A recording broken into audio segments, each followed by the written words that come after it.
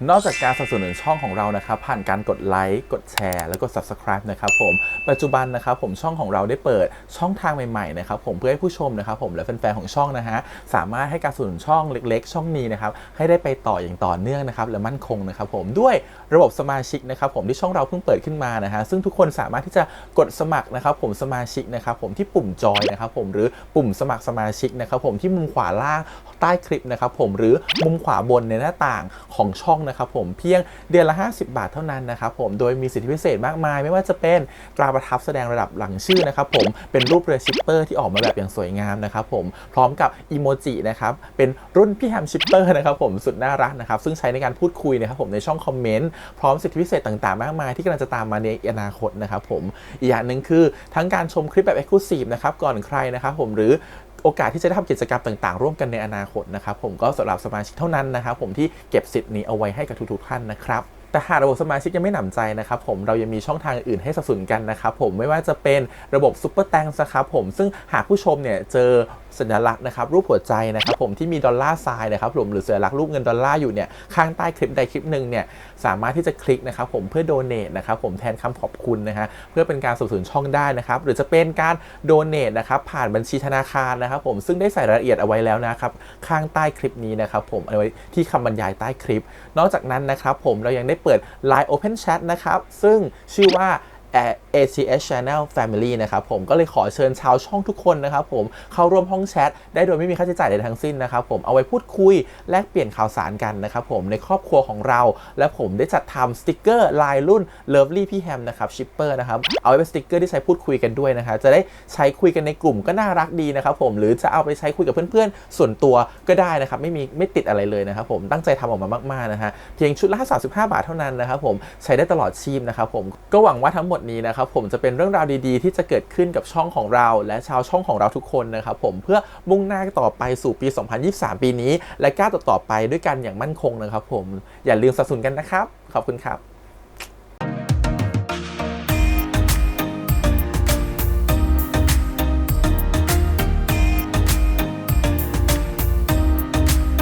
สวัสดีครับยินดีต้อนรับเข้าสู่ช่อง ATS Channel นะครับกับพบกันอีกครั้งกับการ Reaction นะผมวันนี้อยู่กับพี่แฮมนะฮะกับการ Reaction ซีรีส์เรื่อง Last Twilight นะครับผมภาพนายไม่เคยลืมนะฮะ EP ที่11นะฮะ EP ก่อนจบนะครับผม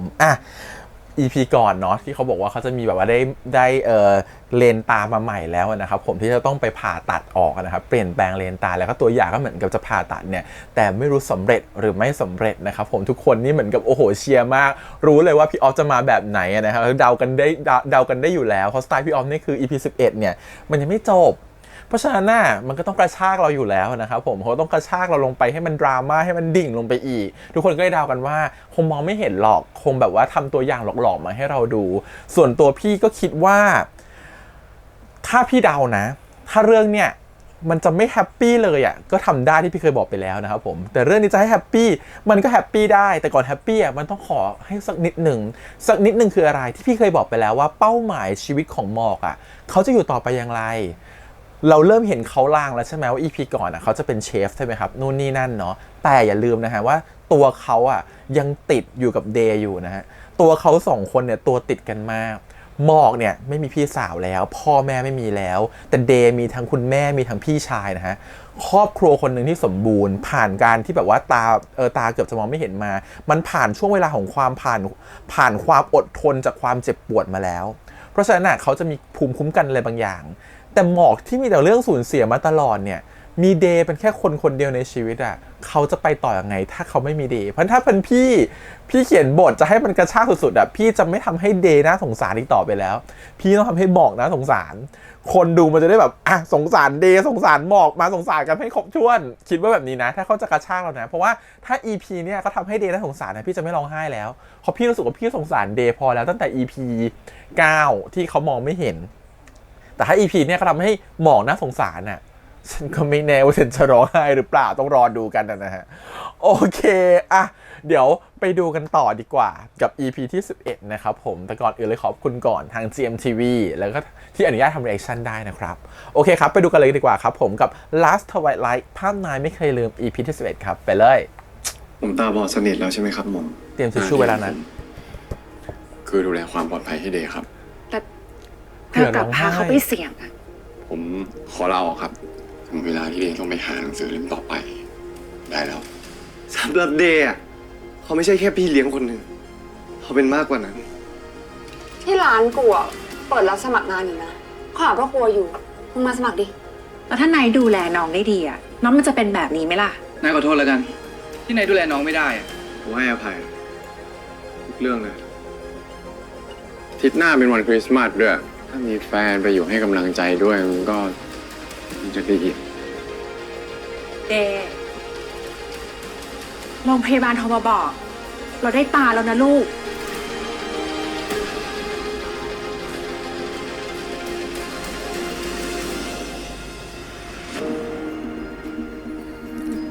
อยากเห็นหมอจิมเวลาอยู่ในโรงพยาบาลอ่ะพอเขาเล่นเขาจะอินกับบทนี้ขนาดไหน เวลาผู้ป่วยอะไรเงี้ยเนาะ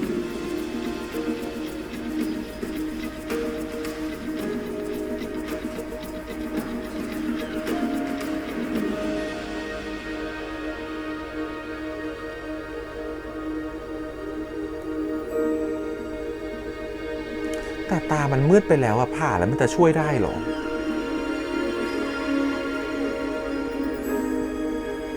นี่ก็คิดว่ามองไม่เห็นหรอก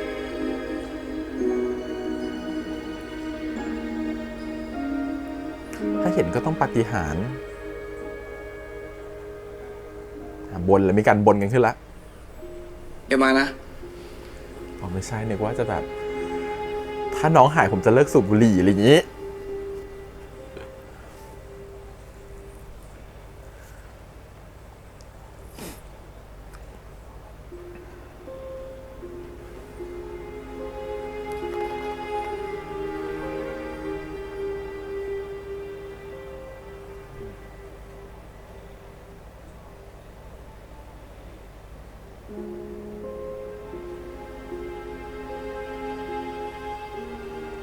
มันจะต้องโอเคครับ คุณมน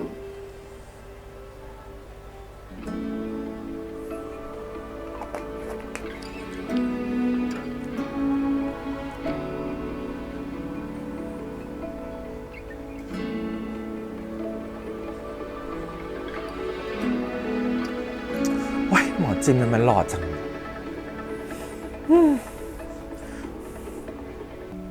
มนุษย์ชอบซื้อของสำเร็จรูปตามร้านค้า แต่ไม่มีหรอกนะ ร้านไหนที่จะหาซื้อมิตรภาพได้ เพราะแบบนี้มนุษย์เลยไม่มีเพื่อน สุนัขจิ้งจอกว่า บทของเจ้าชายน้ แล้ อ วย ถ้าฉันอยากมีเพื่อนล่ะ จะต้องทำยังไง เจ้าชายน้อยถาม เธอต้องทำให้ฉันเชื่อง สุนัขจิ้งจอกว่า และการที่จะทำให้ฉันเชื่อง เธอจะต้องใช้ความอดทนและเวลา เราจะนั่งข้างๆกัน โดยไม่พูดอะไร ใช้แววตาคุยกัน แล้วเราจะค่อยๆขยับมานั่งใกล้ๆกันวันละนิดวันละนิด ที่สำคัญที่สุด เธอต้องมาหาฉันเวลาเดิม เช่น ถ้าเธอเคยมาตอนบ่าย4 โมง สัก3 โมงฉันก็จะมีความสุข ยิ่งใกล้4 โมงฉันก็จะตื่นเต้น กระโดดโลดเต้นไปมา ฉันจะทำให้เธอได้เห็นว่า ฉันมีความสุขแค่ไหน เด บทพูดของจิ้งจอกนะครับ เดแม่เอง กูด้วยนะ แม่เองเด เป็นไงบ้างลูก โอ้ย ทั้งง่วง ทั้งคัน ทั้งหิว เยอะแยะไปหมดเลยอะแม่ อดทนหน่อยนะเด พรุ่งนี้ถ้าไม่มีอะไรแล้วอะก็จะเปิดตาได้ละ เฮ้ยมึง กูไปอ่านมาเว้ย เขาบอกว่าคนที่เพิ่งผ่าตัดเสร็จเนี่ย ห้ามออกแรงเลยนะเว้ย อย่างมึงเบ่งตดอ่ะก็ไม่ได้นะเว้ย มึงไม่จังไรเหมือนมึงหรอกไอ้นาย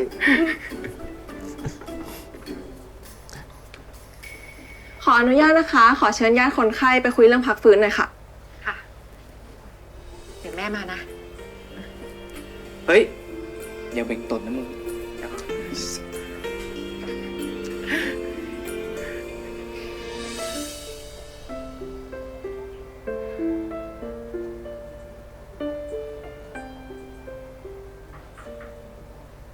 แม่เหรอ ลืมอะไรอ่ะ แฟนเปล่า ลืมล็อกประตูห้อง โจรเลยเข้ามา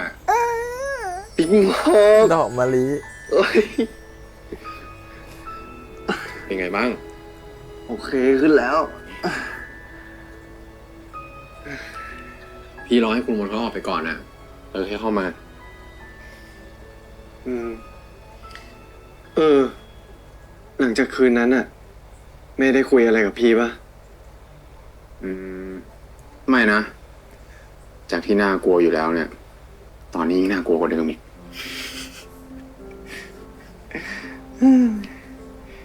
เขาคงกะรอให้ผมเปิดตาก่อนอะถ้าผมมองเห็นเมื่อไหร่เนี่ย อะไรก็คงจะง่ายกว่านี้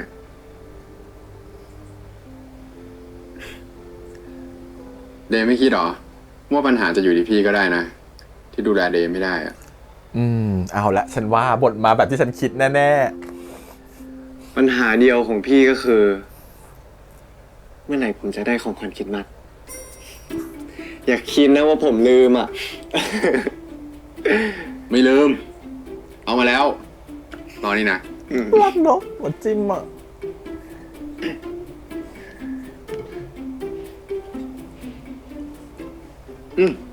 เมอร์รี่คริสต์มาสย้อนหลังครับ เฮ้ย อะไรอ่ะ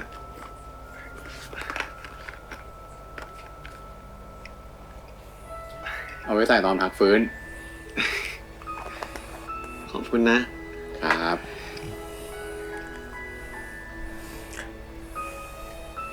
ชอบไหม ชอบ นะเดี๋ยวพี่เก็บให้ ฉันว่าไม่ได้ใส่ตอนพักฟื้นแล้วแหละ พี่ ใส่บางตาที่มองไม่เห็น พี่ มา ยัง แบ ไม่ บ หา เนี้ ย ย ไปใช่ไหม หายอะไร พี่ก็นั่งอยู่เนี่ย ผมดูหนังเรื่องคนตาบอดทุกเรื่องเนี่ย เวลาผ่าตัดเสร็จทีไรนะ แฟนชอบหายตลอดต้องให้ไปตามหา โอ้ย จะทำไปเพื่อ ไม่รู้แหละ ถ้าหายไปเนี่ย ผมไม่ตามนะ บอกไว้ก่อน เดย์นั่นแหละ ถ้ามองเห็นเมื่อไหร่นะ อย่าหนีไปไหนแล้วกัน บอกไปก่อน ผมหนีแน่นอน หนีดิ โอ้ยแบบ หนีก็ตามเว้ย ได้อะล็อกแบบนี้นี่กลัวใจมากอ่ะ ยังไม่หายคิดถึงเลยอะ ก็อยู่ต่อเอง แต่เดี๋ยวข้อมูลเขาจะกลับมาแล้วอะดิงั้นเดี๋ยวพี่แวะไปก่อนนะ อืม อืม อย่าหายไปนะ จ้า อยู่แถวนี้แหละอืมพักผ่อนได้แล้ว มาพูดเรื่องหายมาพูดเรื่องหนี ใจไม่ดี เจอกันนะ อืม โอ้ยหอมแก้ม บ๊ายบาย แม่เห็นนะ เจอกัน ครับ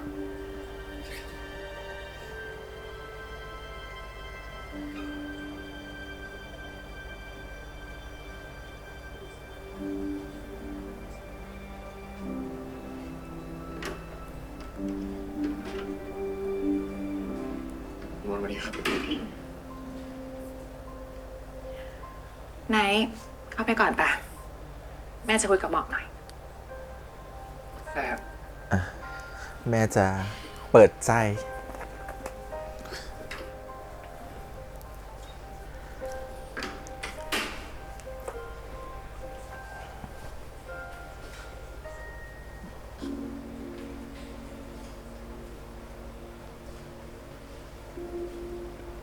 ผมขอโทษครับ พอดีคืนนั้นผมเพิ่งได้เข้าครัววันแรก เลยอยากให้เดย์เขามาเห็น นี่เธอคิดว่าฉันเป็นแม่ที่งี่เง่า ที่คอยบังคับให้ลูกคบใคร ไม่คบใครอย่างนั้นหรอ ฉันแค่เป็นแม่ที่มีลูกพิการ อืม ฉันก็อยากจะหาคนที่ดูแลเด็กก็ได้จริง คิดเหมือนฉัน EP ก่อนเดะ นี่คือความเป็นแม่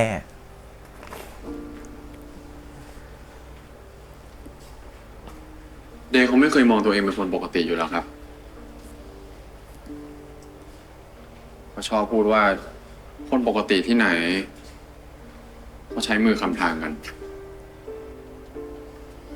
แต่ข้างในเขายังเป็นเดย์คนเดิม คนที่ยังอยากทำอะไรเองได้เหมือนคนปกติครับ ๆ แล้วเธอคิดว่าเด็กเขาปกติหรือเปล่า เดย์เป็นคนปกติครับ แค่เขามองไม่เห็น ฉันไม่เข้าใจเลยอะ คนตาดีตั้งเยอะตั้งแยะทำไมต้องเป็นเดย์อะ แม่เทิร์นเลย เปลี่ยนใจเลยแค่ประโยคเมื่อกี้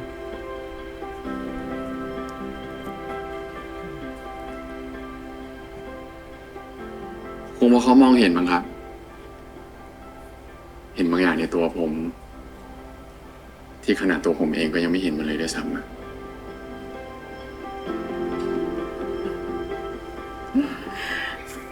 นี่ไม่ใช่ครั้งแรกนะ ที่มีคนพูดอะไรเลี่ยนๆแบบนี้ใส่ฉันอะแต่เป็นครั้งแรก ที่ฉันเชื่อพรุ่งนี้เดย์เขาเปิดตา ถ้าเธอว่าง ก็มานะ อ่าเปิดใจแล้วจ้า เปิดใจเขาประโยคเมื่อกี้เลย เป็นคนปกติ แค่มองไม่เห็น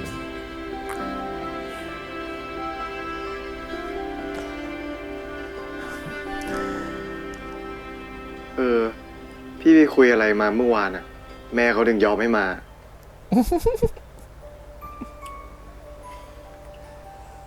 พี่ขู่ว่าถ้าเขาไม่ยอมให้พี่มา พี่จะหายไปเลย เอาดี แล้วได้มึงคิดไว้ยังว่าอยากเห็นอะไรเป็นภาพแรกอะ ๆโอ้เอาจริงปะคิดทั้งคืนเลย แต่ยังเลือกไม่ได้สักอันอะ กูว่าแล้วกูเลยไปเอารูปถ่ายที่กูถ่ายกับมึงไว้ช่วงก่อนหน้านี้ไปทำเป็นอัลบั้มมึงอยากดูปะ เฮ้ย อันนี้กูซื้อเลย พี่คิดว่าเดย์จะอยากเห็นภาพสุดท้ายที่เดย์เห็นสินะ เดี๋ยวนะ ก็คือหนังหน้ามึง พระชื่อมันสภาพนายไม่เคยลืม พี่เฮียอะไรมึงเดี๋ยวก่อน กูพี่จริงมึงอะพี่ปลอม ใช่ไหมดี นี่หยุดเลยหยุดเลย เดย์อะเขาต้องอยากเห็นหน้าแม่เป็นคนแรกจริงไหม ครับแม่ โอเคเอาอยู่ดีครับ สวัสดีครับ เป็นไงบ้าง ตื่นเต้นไหม ครับ เดี๋ยวเรามาเปิดตากันดีกว่าอ่ะขยับมา ถ้ามองไม่เห็นคือหมอไม่เก่งนะ ค่อยๆนะครับ ไม่ควรหาหมอคนนี้แต่แรก หมอห่วยแต่ว่าหมอก็ไม่ได้ หมอก็ทำเต็มที่ว้าไบโพล่าเห็นไม่เห็น แต่ฉันว่ามาพาร์ทหนึ่งอย่างนี้มองไม่เห็นแน่เลยว่ะ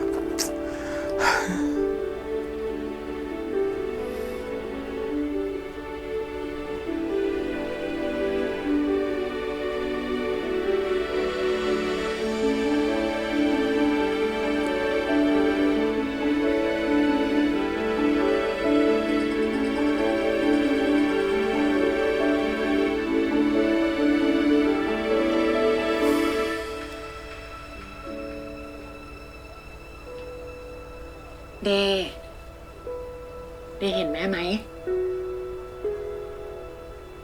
แม่แต่งหน้าเต็มใบปะเนี่ย น้องอึ้งไปเลยอะ ไหนอย่าเพิ่งแกล้งน้องสิลูก แม่ หืม เอมองไม่เห็นนะหมอครับผมมองไม่เห็นครับแม่ตามหอบให้หน่อยเร็ว เดย์คุณหมอคะนี่เกิดอะไรขึ้นนะคะ เดี๋ยวคนไข้ใจเย็นก่อนนะ แม่ตามหอบ ไปเอารถเข็นมา เดย์ เอมองไม่เห็น เดี๋ยวใจเย็น เดย์ใจเย็นๆลูกใจเย็น เดี๋ยวผมขอตัวก่อนนะครับ ๆเดย์ใจเย็น หมอจะหนีอย่างนี้เลยเหรอบอกให้ค่ะอธิบายก่อนได้ไหม ๆหมอคะเดย์ ตามหมอด้วยนะ ไม่ จริงนี่เหมือนหมอจริงๆเลยอะพี่ช่วยคนไข้ไม่ได้ โอ้ยโอ้ยโอ้ยอ่ะมาขันหัวเลยฉันว่าอีพีเนี้ยไม่ได้หวานแล้วฉันว่าขมแล้วครับ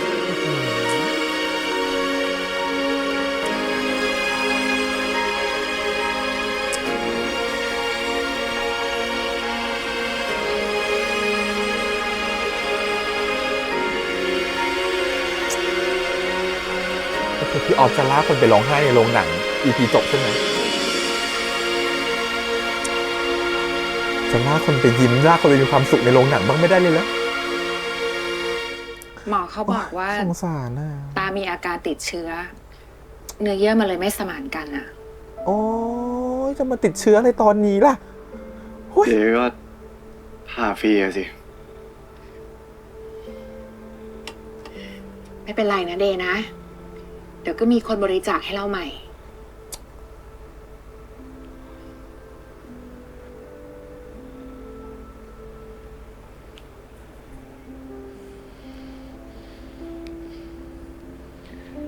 ไม่ต้องคิดมากมึง ไม่เกี่ยวกับมึงแล้ว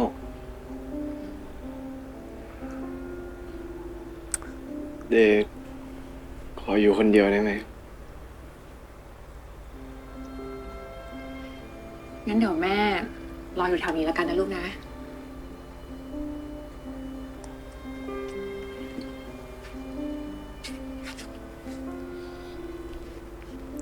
ปกติเราสามารถที่จะบริจาคได้โดยที่ไม่ต้องเสียชีวิตไหมอ่ะ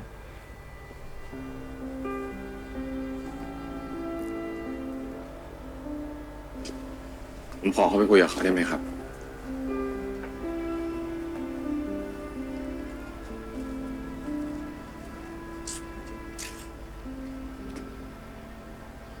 เอาด้วยนะมึง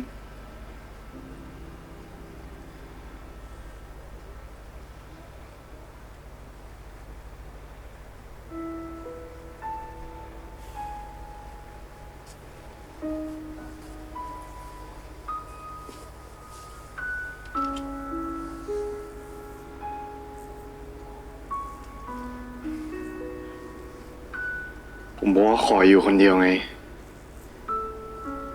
ไหนมีใครบอกว่ากลัวพี่จะหายไปไง พี่หมอก หืม ผมแม่งยิ่งกว่าถูกหวยอีกว่า อืม โอกาสเป็นแบบเนี้ยไม่ถึง1%ด้วยซ้ ไม่ใช่ถูกหวยจ้ะคนเขียนบทจ้ะความเป็นจริงมันต้องหายแล้วจ้ะคนเขียนบทเนี่ยดราม่าดราม่าคนดูก็เหนื่อยละอะ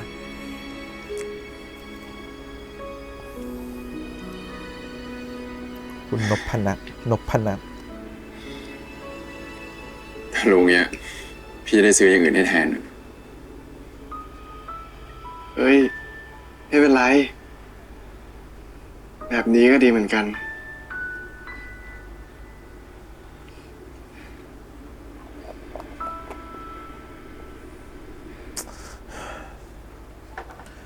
คุมร้องไห้ นี่ไงของขวัญพี่ก็ได้ใช้พอดีเลย ดูดิถ่ายเป็นภาพสะท้อนในกระจกพอดี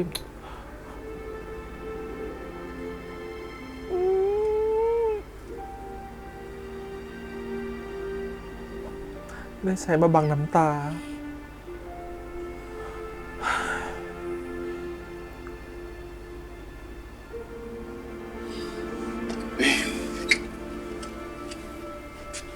เฮ้ยเดคิดอะไรมาก เดจำได้ปะว่าตอนเราเจอกันใหม่ๆอะเดก็ไม่ได้เห็นชัดกว่านี้เท่าไหร่อะ มันไม่เหมือนกันน่ะ ผมเคยคิดว่าคนเราตาบอดเนี่ยพอมองอะไรไม่เห็น เพิ่งเข้าใจก็วันนี้นี่แหละว่าการตาบอดจริงๆอ่ะ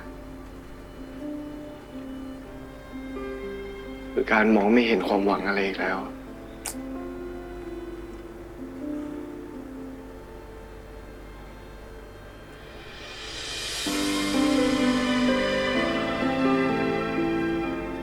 หลังพี่นะ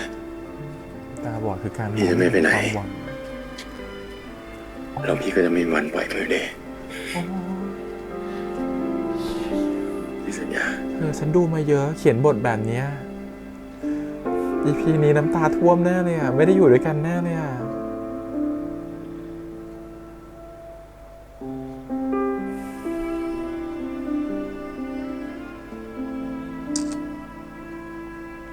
ฉันบอกแล้วหมอไม่เก่ง 1%น่ะ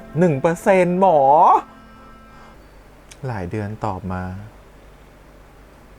แต่คนมีชีวิตไม่น่าจะบริจาคได้เนาะ เพราะไม่น่าจะมีการพวกซื้อขายอวัยวะเถื่อนเนาะ ไงมึง ต้องตายแล้วแหละถึงจะ ฮัล บ โหล ริจาค คน ได้ สวยสวัสดีอาหมอกอาเดลงไหนสิลูก อ้าวคุณทำไมผมเป็นลุงคนเดียวอะ อืมตื่นแล้วเหรอคะ เอ้ยกูตุ่นซุปไก่ดำมาให้ว่างไหน ขอบใจมึง ถึงทำเก่งแล้วนะ ตุ่นไก่ดำมาอีก จ๊ะเอ๋ น้องชื่ออะไรอะครับ อ ชื่อมี ตั้งตามหนังสือรัฐไวไลนั่นแหละ ส่วนชื่อจริงอ่ะนู่นถามคนนู้นเขาเลย ก็แม่ชื่อพอใจใช่ปะลูกก็เลยชื่อภูมิใจอ่ะ ถามจริง แม่แบบหนูเนี่ยมีอะไรน่าภูมิใจ มีดิคุณ ผมอยากให้คุณภูมิใจในตัวเองนะ ที่แบกท้องคนเดียวมาได้ขนาดนี้อะ ยังไงคู่นี้ยังไง กูว่าสองคนนี้แปลก อะไรของมึง ผมขอลองจับน้องมีได้ไหมครับ ได้สิ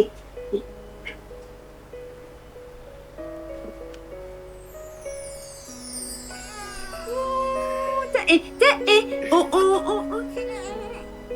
เป็นไง นิ่มจัง อยากลองอุ้มไหม ไม่เป็นไรพี่ ลอง ไม่เป็น ดูเดไม่มีใครอุ้มแย่เท่าพี่ไหนแล้ว อุ้มทีไรนะ มีร้องไห้ตลอดเลย โอ้คุณเด็กที่ไหนก็ร้องไห้ปะ ไม่ค่อยนะนี่หัวอยู่ตรงนี้นะค่อยๆเอามือมาช้อน โอเค ใช่ แบบนี้แหละ อุ้ยดูสิ ชอบอเดย์เหรอคะ หลับปุ๋ยเลย เห็นไหม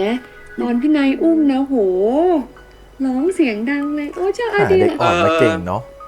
เด็กคงเกลียดผมแหละ ไม่ลองสักแอะเลย ขอโทษนะคะ ได้เวลาน้องเข้าตู้อบแล้วค่ะ มาหาแม่มา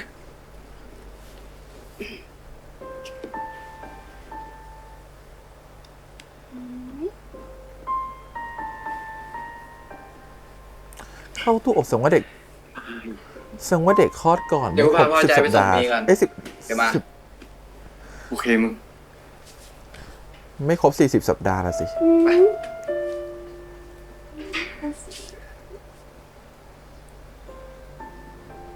พี่ว่าน้องก็ชอบเดย์นะ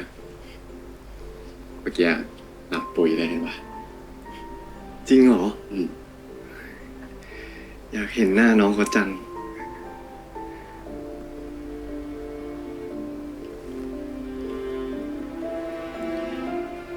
เดย์ ไม่เป็นไร ผมโอเคแล้ว เมื่อกี้แวบหนึ่งนะ ผมเห็นภาพตัวเองกำลังเล่นซ่อนหากับน้องมีอยู่ที่บ้านนะ จริงเหรอ อืม เรามีพี่ปะ ก็ต้องมีอยู่แล้วป่ะ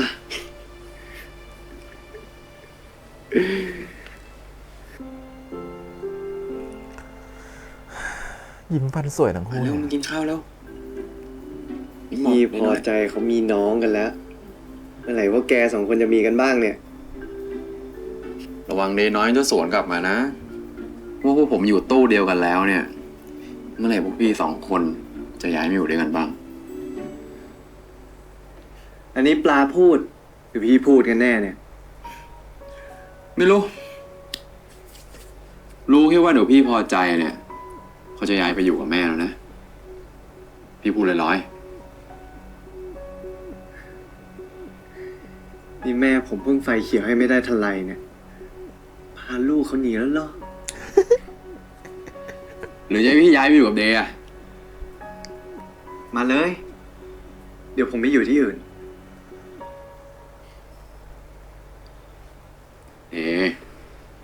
พี่พูดจริงนะ ไม่งั้นเมื่อไหร่แม่เดย์เขาจะรู้ว่าพี่ดูแลเดย์ได้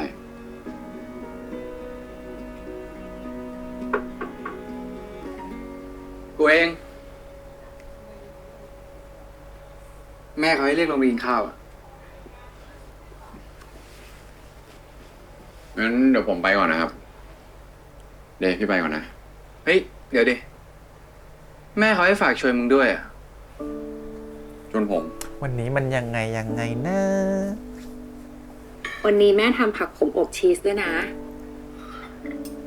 แม่ตักให้ ขอบคุณครับ ไหนลองชิมดู ขอบคุณครับแม่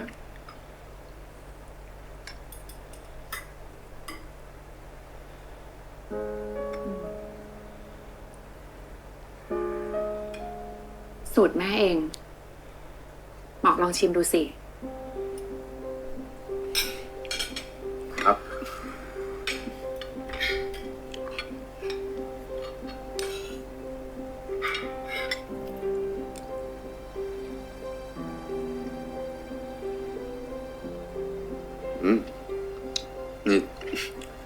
ละเรื่องกับที่ร้านผมเลยนะครับเนี่ย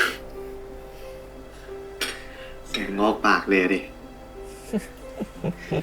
เวลาผัดแป้งกับเนยเนี่ยแม่เขาจะใช้ไฟอ่อนๆแล้วก็คนเร็วๆอะ นี่เดย์เอาสูตรอาหารของแม่ ไปบอกเขาตลอดเลยอะเนี่ย บอกถึงเก่งมากขนาดนี้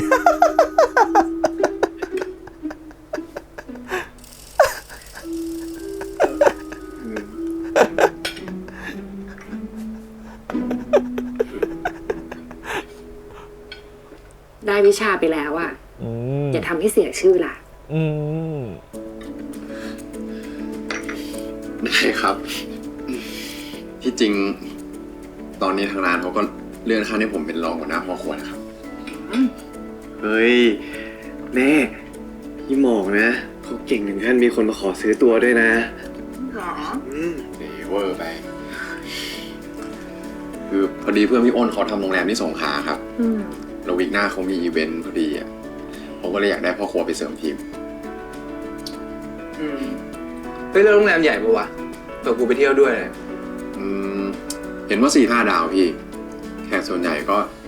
มีแต่ว่าฝรั่งครับ แม่เดทขอไปกับพี่หมอกได้ไหมอ่ะ เฮ้ยเดี๋ยวพี่ไปทำงาน เดี๋ยวจะเบื่อเปล่าๆอ่ะ ตั้งแต่งานแต่งพี่อ้นเดก็แทบไม่ได้ไปเที่ยวไหนเลยอะแม่เดอยากไปอ่ะนะแม่นะ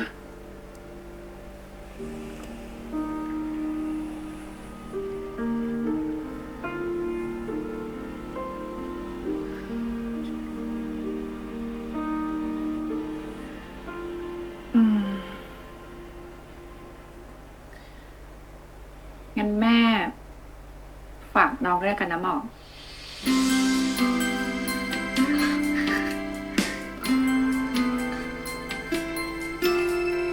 ขอบคุณครับแม่ ทำไมคนมนเขายอมง่ายจังอ่ะ ผมต้องระวังอะไรปะ ไม่ใช่แม่เขาไม่คิดนะเรื่องที่มึงจะแยกกันไปอยู่2 คน อืม ฮะ แม่เขาเลยอยากใช้ทริปเนี้ยให้พวกมึงได้ลองไปอยู่ด้วยกัน แต่ทีเนี้ยไม่มีกูกับแม่คอยช่วยแล้วนะ ไม่ค่อยกดดันเลยวะ แม่เขาบอกกูว่า เป็นแฟนกับเป็นคนดูแล แม่งไม่เหมือนกัน ถูกต้อง กูไม่รู้แม่เขาหมายถึงอะไรอ่ะ ถูกต้อง คนดูแลมีระยะห่าง แต่เป็นแฟนมันจะไม่มีระยะห่าง มันจะตัวติดกัน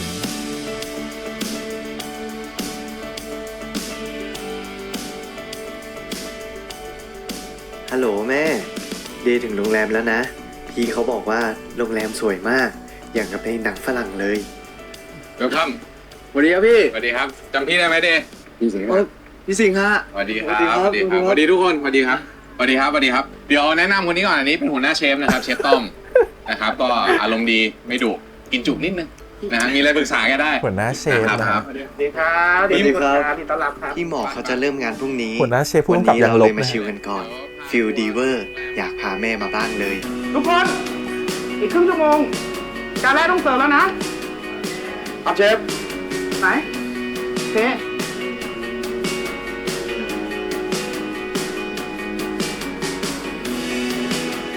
หลักๆ พี่หมอกเขาจะเข้าครัวแต่เช้า ยาวไปจนค่ำเลย อาหารมาเสิร์ฟครับ วางไว้โต๊ะเลยครับ ส่วนเดย์เหรอ ก็นั่งกินนอนกินอยู่ที่ห้อง สบายกว่าอยู่บ้านอีก แม่ไม่ต้องเป็นห่วงนะ ขอบคุณครับ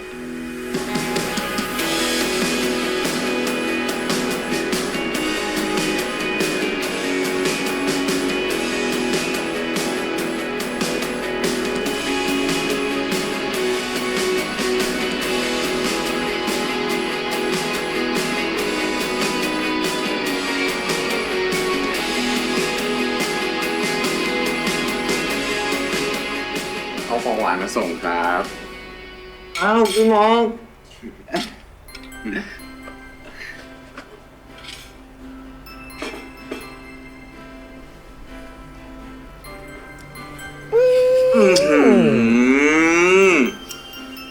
มากพี่โม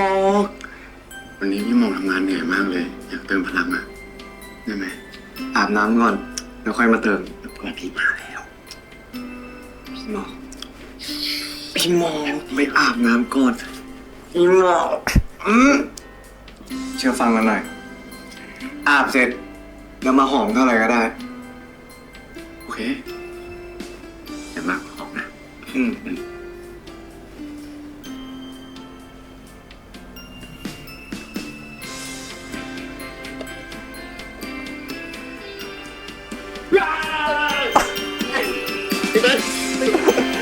ตัวเหม็นเหงื่ออะ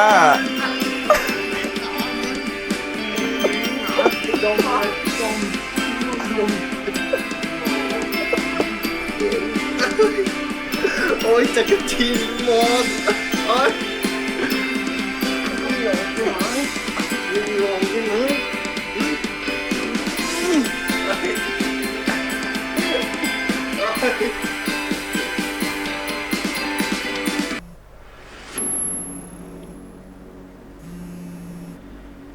เฮ้ยมึง ไอ้ชายแม่งมาว่ะ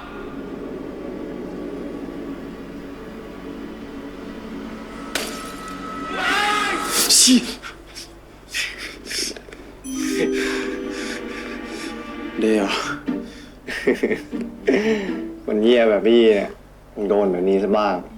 ทำไมต้องฝันถึงอดีตเรื่องนั้นน่ะ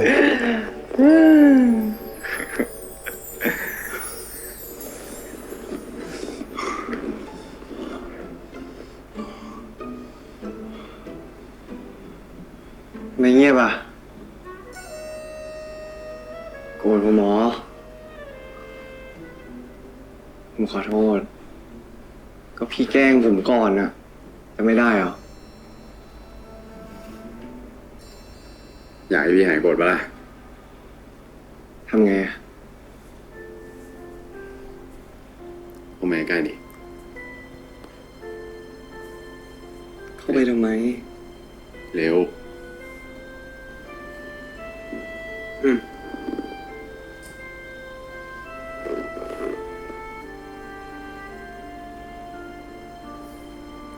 อีกแล้วเหรอ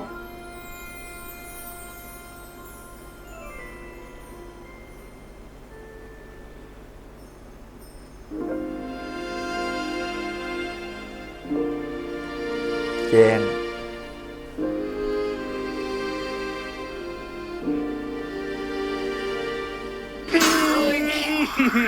โอ้ยพี่หวังโอ้ยพี่หวังพอแล้วเฮ้ยพอ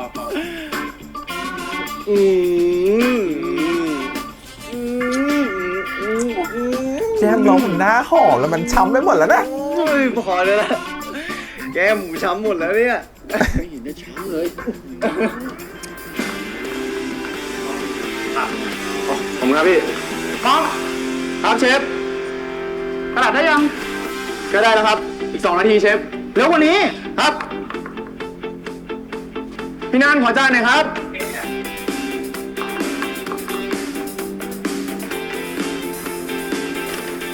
หมอสูงข้าวโพดทีนึง ครับพี่ ต้อมเมื่อกี้อะแม่งมีคนขับรถชนแขกด้วยก็ซวยเลย หนูวะ พี่ ใครอ่ะ แขกใครแขกฝรั่งอ่ะ ไม่รู้อ่ะ แต่กูว่าเห็นแม่งเจ็บหนักอยู่นะ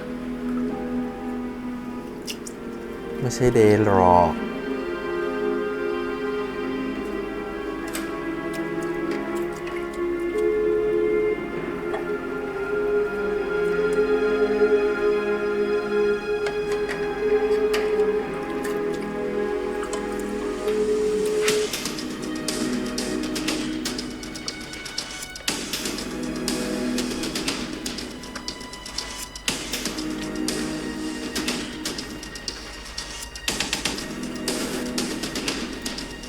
ไม่ใช่เดย์ ฮัล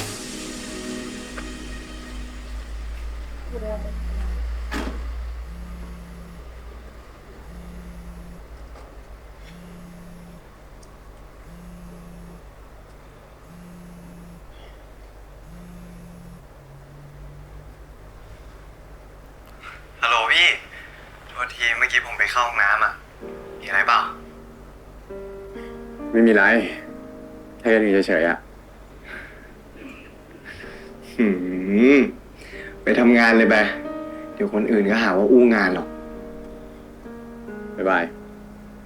นี่เขากำลังจำลองชีวิตการทำงานนะ ให้เห็นว่าชีวิตจริงเธอยังไม่พร้อมที่จะดูแลเดย์ เราจะต้องคัดเชฟเนี่ยแหละไงก็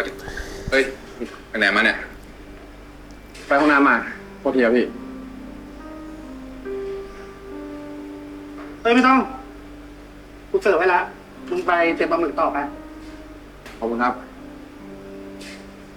กูไปก่อนร้าน ดีครับนายขอบคุณนะครับ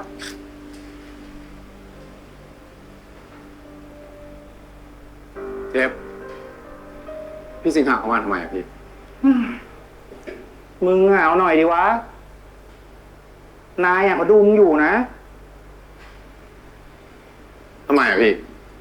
เอาก็เขาเปิดร้านอาหารที่อเมริกา เขากำลังหาคนไปลง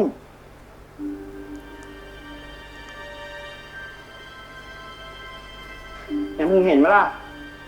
ทำไมช่วงเนี้ย คนแม่งขยันกันชิบหายเลย โอ้ยมาไปกันนะครับนอนจ้า เห็นไหมว่านะ งานเนี้ยใครอยากได้ก็ต้องแย่งกันหน่อย สู้ๆแล้วกัน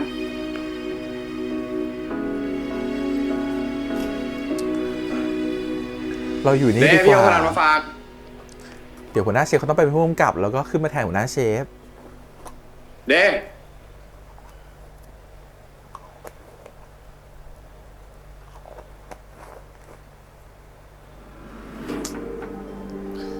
เอามือถือไปด้วย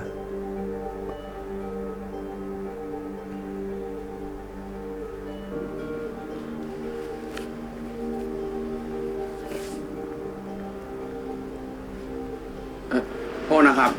เห็นน้องผู้ชายที่ตาบอดผ่านมาแถวนี้ไหมครับ ไม่เห็นนะคะ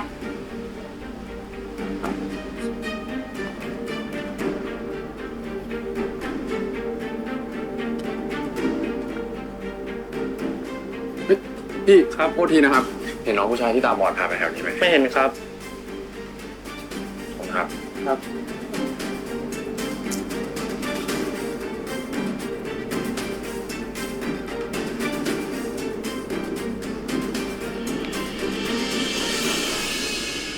อยู่ไหนเนี่ยเดี๋ยวนะอยู่ไหนเดี๋ยวนะพี่ได้ยินเสียงแถวๆนี้นะอ๋อจับได้แล้ว นี่จักรวาลคู่ขนานของไวท์เวอร์ซ่าหรือเปล่า น้องเตียวน้องพี่ลินกลับบ้านได้แล้วลูก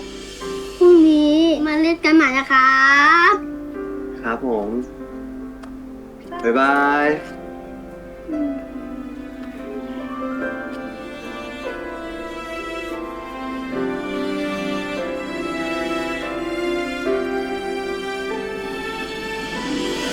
จับได้แล้วเพิ่งเลิกงานเหรอพี่ นี่เดนลงมาถึงที่นี่คนเดียวเลยเหรอเนี่ย เราอะมีผู้ช่วย จริงๆ อาจจะเก็บไว้เซอร์ไพรส์พี่นะเนี่ย อะไรอ่ะ นี่เอ๊ะ เฮ้ย นี่แปะมาใช้ตอนไหน แต่ถ้าผมต้องอยู่กับพี่เนี่ย ผมก็ต้องดูแลตัวเองให้ได้ปะ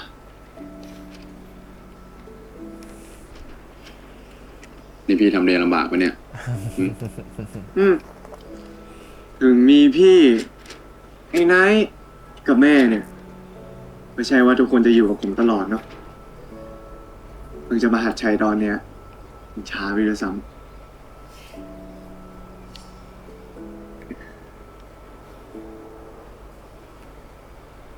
ดีแล้ว เดย์โตขึ้นเยอะเลยอะ เล่าอะไรให้ฟังพอมีไม้เท้านะ มันก็เหมือนแบบ มีป้ายแขวนคอไว้ว่า ทุกคนผมตาบอดจ้า ใครเห็นนะก็ลุมเป็นห่วง เขาก็ไม่ได้ผิดอะไรหรอก ผมแค่ยังไม่ชินนะ อันนี้หัวอกคนตาบอดปะ ถึงว่าทำไมเดย์ถึงไม่ยอมใช้มันสักที แล้วทีนี้เนี่ย มันก็กลายเป็นว่า ใจหนึ่งเราก็อยากเดินเอง อีกใจหนึ่งก็กลัวเลวที่ไม่รับน้ำใจเขา ไปไม่ถูกเลยทีเนี้ย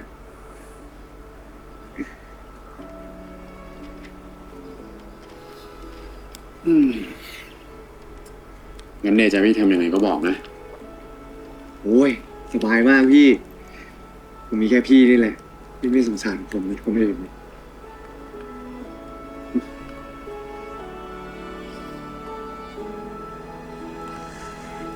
มันดูแบบลุ้นตลอดเลยว่ามันจะยังไงกันเนี่ย EP เนี้ย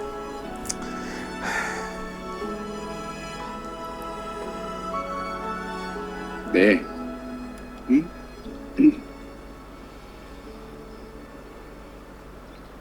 คือพี่สิงหาเขากำลังหาเชฟไปทำที่ร้านใหม่อะ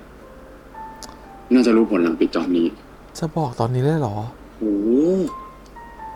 นี่ก็โอกาสทองเลยเนี่ยพี่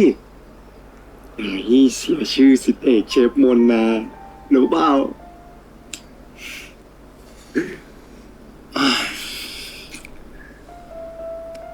แต่ไอ้รีสอร์ทที่พี่ว่าเนี่ย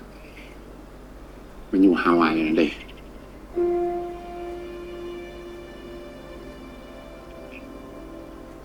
เฮ้ย ที่ก็โอกาสทอง2 เด้งเลยนะเนี่ยพี่ รีบกลับไปพักผ่อนเลย เดี๋ยวพรุ่งนี้ไม่มีแรงโชว์ของนะเดี๋ยวอยากให้พี่ไปจริงๆเหรอทำไมอ่ะ มีแฟนโกอินเตอร์เนี่ย ไม่อยากได้ไง จริงปะ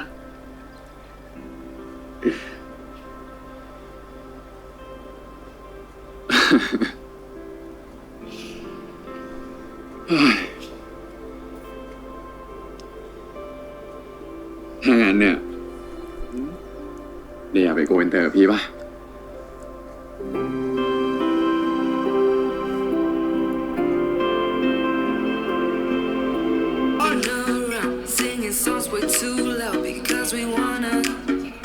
แง่มางานแบบฮาวายมากนะเป็นแบบมันบอกว่าจะไปฮาวาย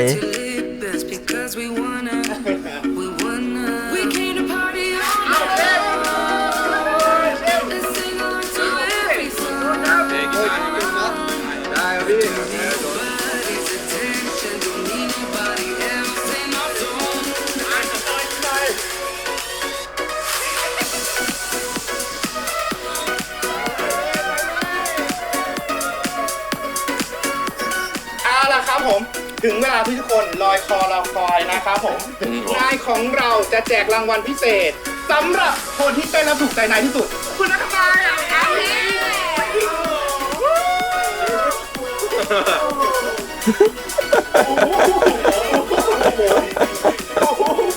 ถ้าเป็นขนาดนี้เอาไปเถอะน้องเดย์ มีท่าเต้นจับบ้านรับจับลายป่ะจ๊ะถ้าเขาเวิร์กก้นไม่ใช่เลย เอาทุกคนเชียร์ โอ้ยเราก็นึกว่าจะพามาฮาวายจริง ก็นี่ขนาดพี่ไม่ได้พามาจริงๆเนี่ยเดย์ยังเต้นยับซะได้เงินขนาดเนี้ยไม่ธรรมดานะเนี่ย อะไรพี่ เขาให้ผมอ่ะก็เพราะว่าสงสารมากกว่า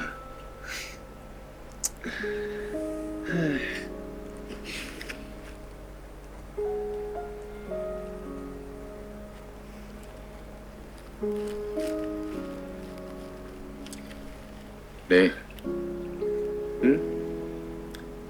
พี่รู้ผลแล้วนะเหรอสรุปได้ไปปะไม่ได้ไปอ่ะพี่เขาไม่ได้เรียกพี่ ไม่ได้ไปหรือว่าเธอไปปฏิเสธว่าไม่ไป เป็นเพราะผมหรือเปล่าที่ทำให้พี่ทำงานไม่เต็มที่อ่ะเฮ้ยไม่ใช่ ไม่เกี่ยวกับเดย์เลยเว้ยคือพี่กาเองเนี่ยเพื่อนพี่เขาทำงานด้วยอ่ะพวกคนเก่ากว่าพี่หมดเลยไม่ต้องคิดมาก ไม่เป็นไรนะพี่ เอาใหม่ โอ้ยนั่งมาเถอะ แต่พี่สัญญานะว่าสักวันหนึ่งอะพี่จะพาเดย์ไปเที่ยวฮาวายให้ได้เลย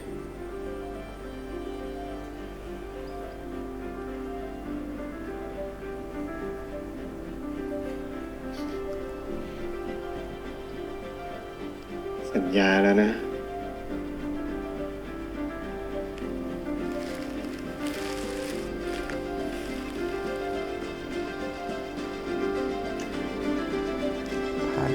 ผ่านแรกสัญญาจะอยู่ด้วยกัน สัญญาจะพาไปเที่ยว พี่มอทำอะไรเนี่ย เอาพี่สอนดำน้ำไงเดี๋ยวไปเที่ยวฮาวาย โอ้ยได้นานเนี่ย ถ้าเกิดผมจมน้ำขึ้นมาจริงๆอะทำไง ฮะ จะจมได้ไง มีพี่อยู่ทุกคนไหวมาเดินน้ำดีกว่า พี่โมโอ้ยไม่จมหรอกมาพี่อยู่เนี่ยมาเร็วดำน้ำไม่ดำไม่เอาไม่ดำโอ้สึกเหรอ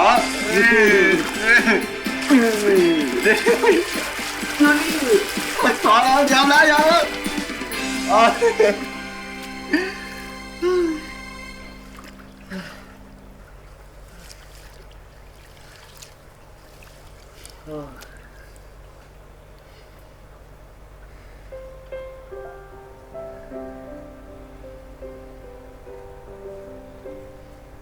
เด้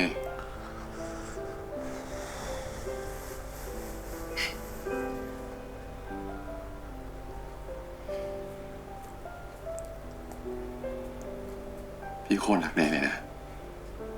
รู้ปะ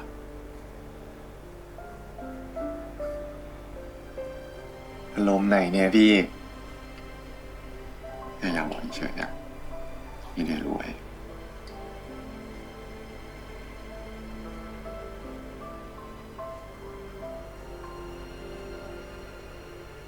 เข้ามาใกล้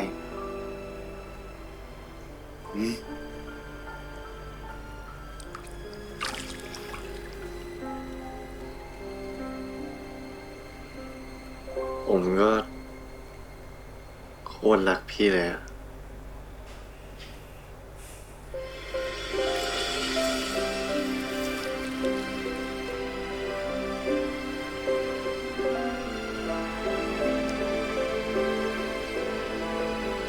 อยากให้ EP นี้มันจบแบบ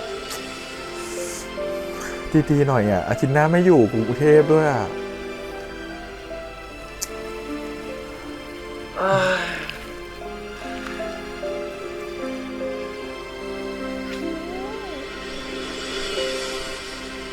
อาทิตย์หน้าจะไม่ได้รีแอคตรงวันด้วยอ่ะ เอาแม่ ยังไม่นอนดีกเหรอ เดี๋ยวอีกแป๊บหนึ่งแม่ก็นอนละ เอาดีๆแม่รอยเดย์มันใช่ไหม ไม่ต้องเป็นห่วงมันหรอก เดี๋ยวหมอก็มาส่ง แม่ไม่ได้ห่วงเดียเขาหรอก เป็นห่วงหมอเขามากกว่า แล้วแม่ห่วงไอ้หมองมันทำไมอะ หัวหมออยู่คนเดียวไม่ได้ อยู่กันพร้อมหน้าเลยสวัสดีครับ กลับมาแล้วครับ สวัสดีจ้ะ กลับมาแล้ว เดย์เป็นไงสนุกไหมลูก สนุกครับแม่ ยิ้มอะไรนะมึง รอมึงอยู่เนี่ย เฮ้ย ของฝากกูปะดูดิ เอ้ยผมมึงไม่มีเว้ยมีแต่ของแม่ แม่มีกรอบเจ้านี้ดังมากเลยนะแม่ นะ คุณผมซื้อไข่เค็มมาฝากครับ ขอบคุณจ้ะ มึงแดกไข่เค็มนี่แหละ เจ้านี้เขาดังนะเนี่ย นี่เดย์อะเขาเต้นจนได้พวงมาลัยเงินเลยนะครับ เฮ้ย จริงเหรอ ไหนบอกจะไม่เล่า ที่หนึ่งเลยเหรอ เฮ้ย เต้นดูเลยดิ นี่เต้นโชว์หน่อย เดี๋ยว ไอเดชโทรกูหน่อยกูอยากเห็น เร็วไหน เขาเวิร์กโชว์ไปเลยลูก โอ้ยเดถอดกระเป๋าก่อนถอดกระเป๋าก่อนนี่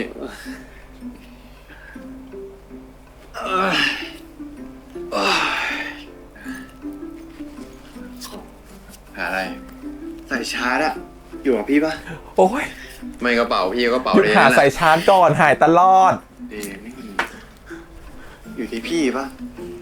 อย่าแค่นะ หายทุก EP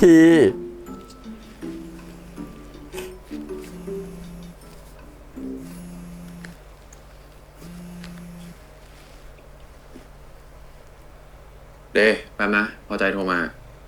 เออ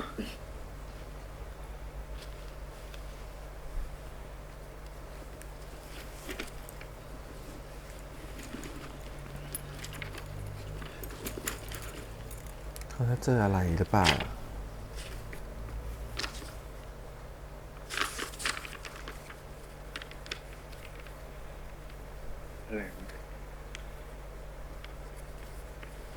สัญญาว่าจ้างเหรอ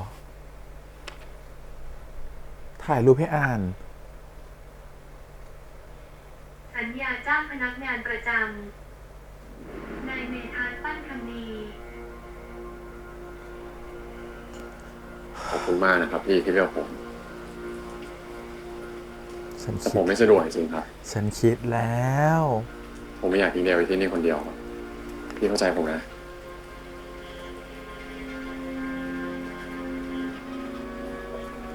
สวัสดีครับ เดย์รู้ความจริงแล้วด้วย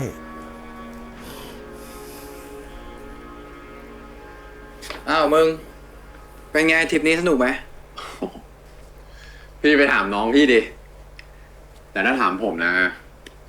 ผมแฮปปี้มากครับ ดีแล้ว เวลคัมนะเว้ย ขอบคุณครับพี่ พี่หมอก อ้าวเดพี่กำลังจะขึ้นไปพอดีอ่ะมานั่งด้วยกันก่อนดิมา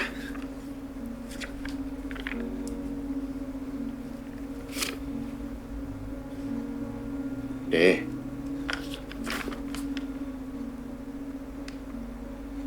พี่ช่วยอ่านเอกสารอันนี้ให้ผมฟังหน่อย มือถือสมัยนี้มันก็ดีเหลือเกิน เงียบไหมอะ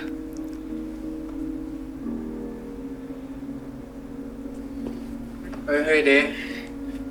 มีอะไรวะ มีคนชวนพี่หมอกไปทำงานเมืองนอก แต่พี่เขาหลอกว่าเขาไม่ได้ไป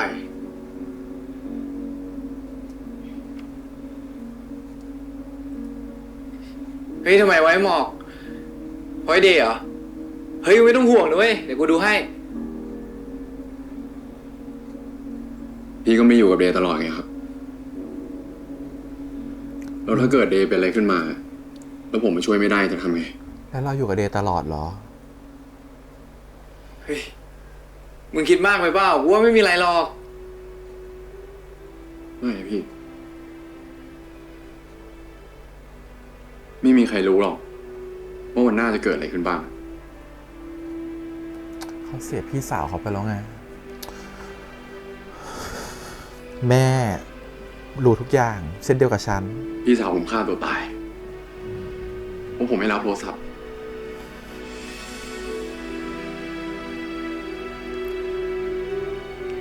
ผมเคยเสียคนที่รักที่สุดของผมไปเพราะผมคิดว่าแม่งไม่มีอะไรเหมือนทุกวันนี้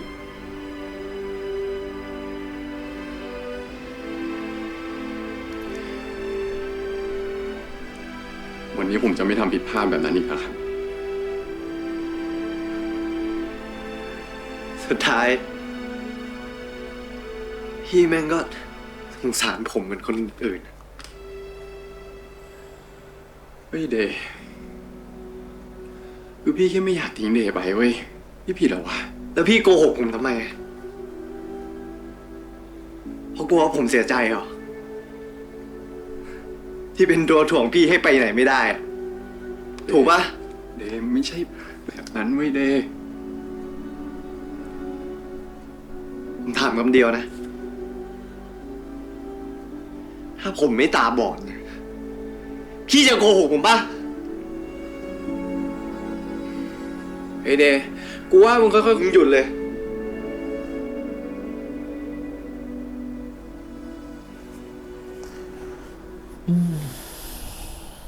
เราเลิกกันเถอะ จบไป ไม่ได้อยากพูดหรอก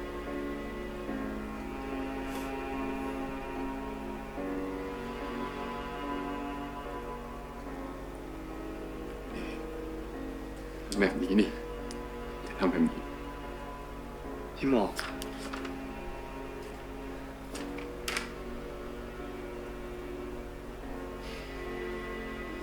ถ้าพี่คิดว่าพี่ไม่สงสารผมอะช่วยทำอย่างที่ผมขอเป็นครั้งสุดท้ายได้ปะ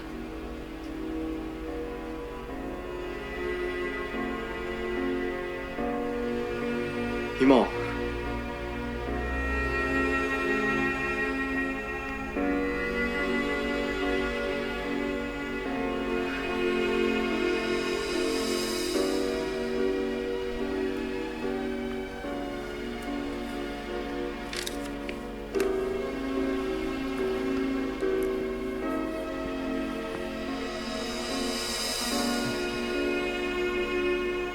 ได้ถ้าได้ต้องการแบบนั้นนะๆ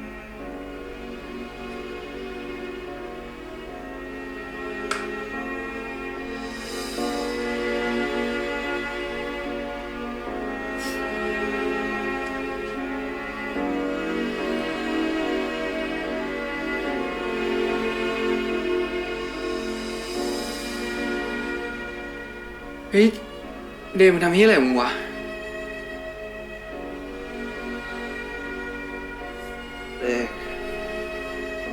เราไม่ได้อยากพูดหรอกแม่รู้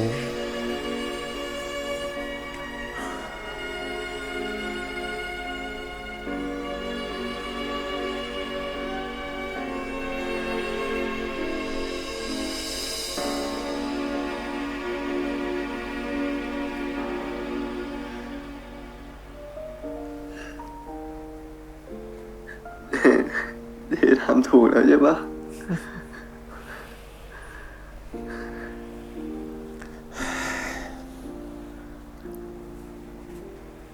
แม่ไม่ได้ห่วงเดย์เขาหรอก เป็นห่วงหมอเขามากกว่า แล้วแม่ห่วงไอ้หมองมันทำไมอะ ไหนฟังแม่นะ เดย์อ่ะมันอยู่คนเดียวจนชินแล้ว แต่หมออ่ะ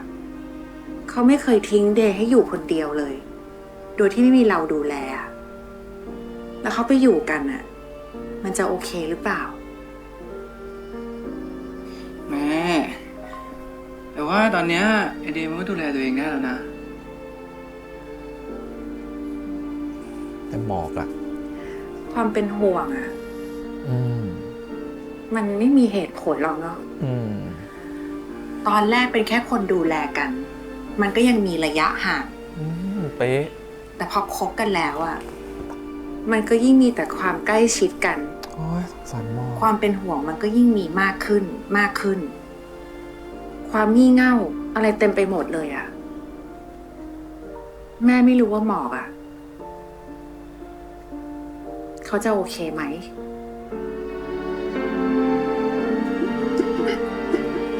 โอ้ยหมอจีมร้องซะแบบโอ้ยน่าสงสาร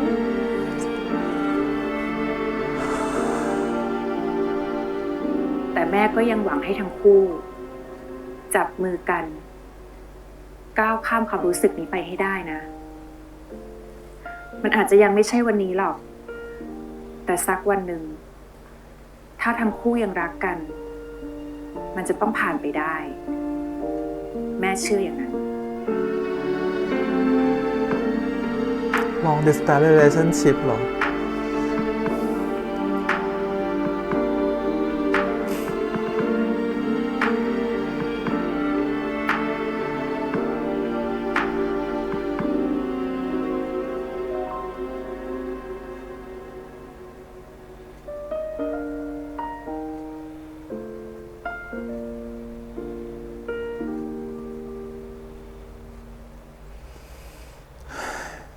พนัสชัยพิมล การมองไม่เห็น อาจจะดูเป็นเรื่องใหญ่ แต่ก็เป็นเรื่องใหญ่ที่เราต้องรับมือให้ได้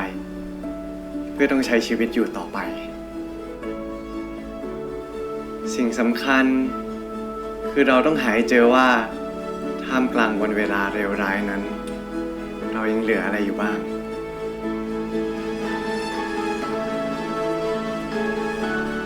เมื่อเราปรับตัวได้ ทุกอย่างก็จะดำเนินไปตามปกติ หลังจากพายุผ่านพ้นไป คุณก็จะไม่ใช่คนเดิมอีกแล้ว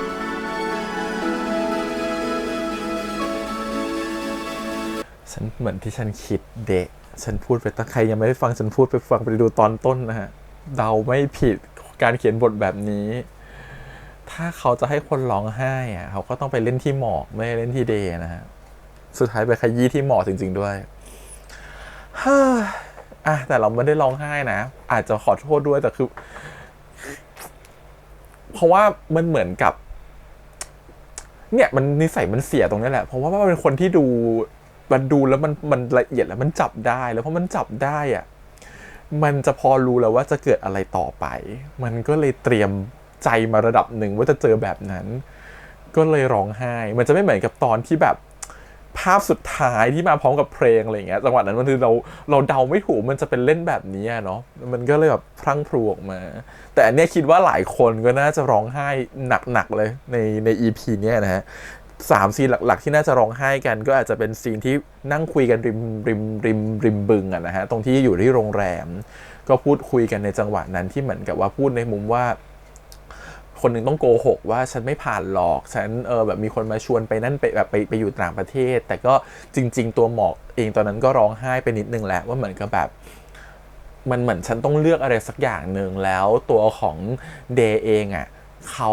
เหมือนดูเชียร์อัพเราให้ไปนะจริงๆแล้วมันดีจริงๆหรอมันเป็นจังหวะที่เหมือนกับว่ามันเกิดความไม่มั่นใจว่าสิ่งที่ฉันพูดออกไปตอนนี้มันดีหรือไม่ดีจังหวะนั้นก็เป็นจังหวะหนึ่งแหละที่ร้องไห้มันเป็นจังหวะที่เหมือนกับแบบสงสารตัวเองด้วยสงสารเดย์ด้วยอีกอย่างหนึ่งคือมันก็รู้สึกว่า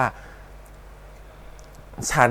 เลือกถูกหรือเปล่ามันเป็นความสับสนอะไรบางอย่างของตัวหมอมันก็เลยมีจังหวะที่จิมมี่แสดงออกมาคือเหมือนเขาจะร้องไห้ออกมาในฉากนั้น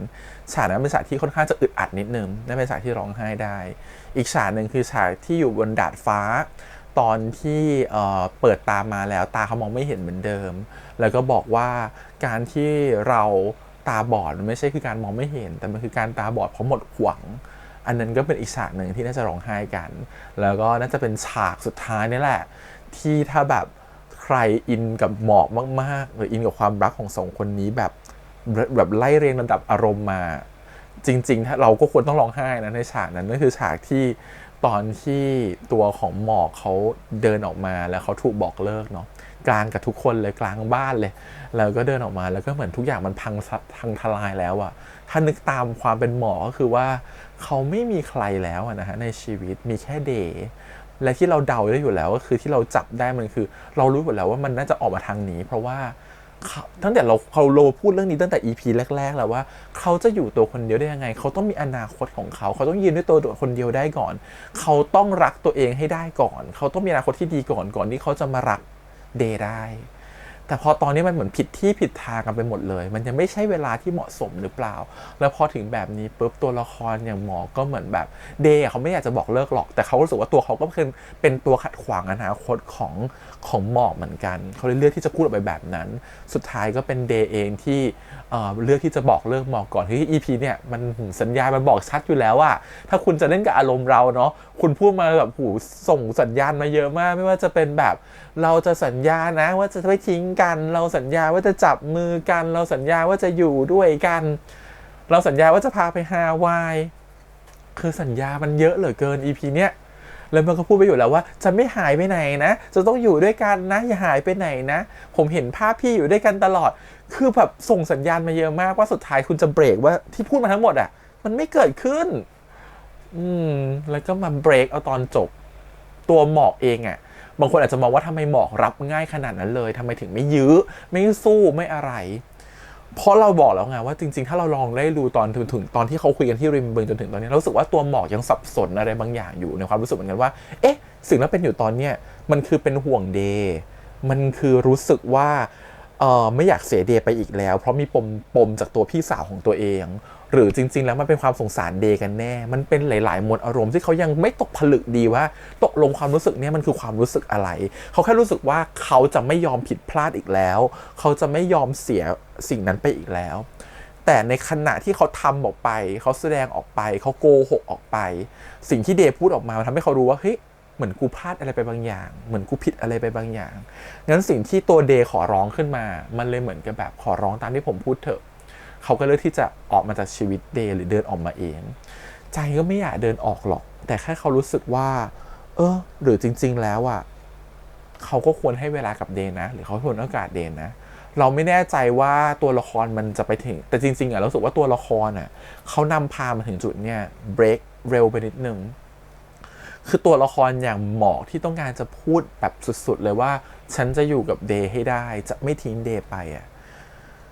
แต่พอติดด้วยคำว่าถ้าพี่ไม่สงสารผมจริงถ้าพี่ไม่สงสารผมจริงๆพี่ช่วยทำตามที่ผมบอกเถอะเพราะถ้าผมสายตาดีอ่ะพี่จะเลือกไปเมืองนอกไหมเราว่าเขาต้องตัดไปตอบคำถามนี้ให้ได้นะ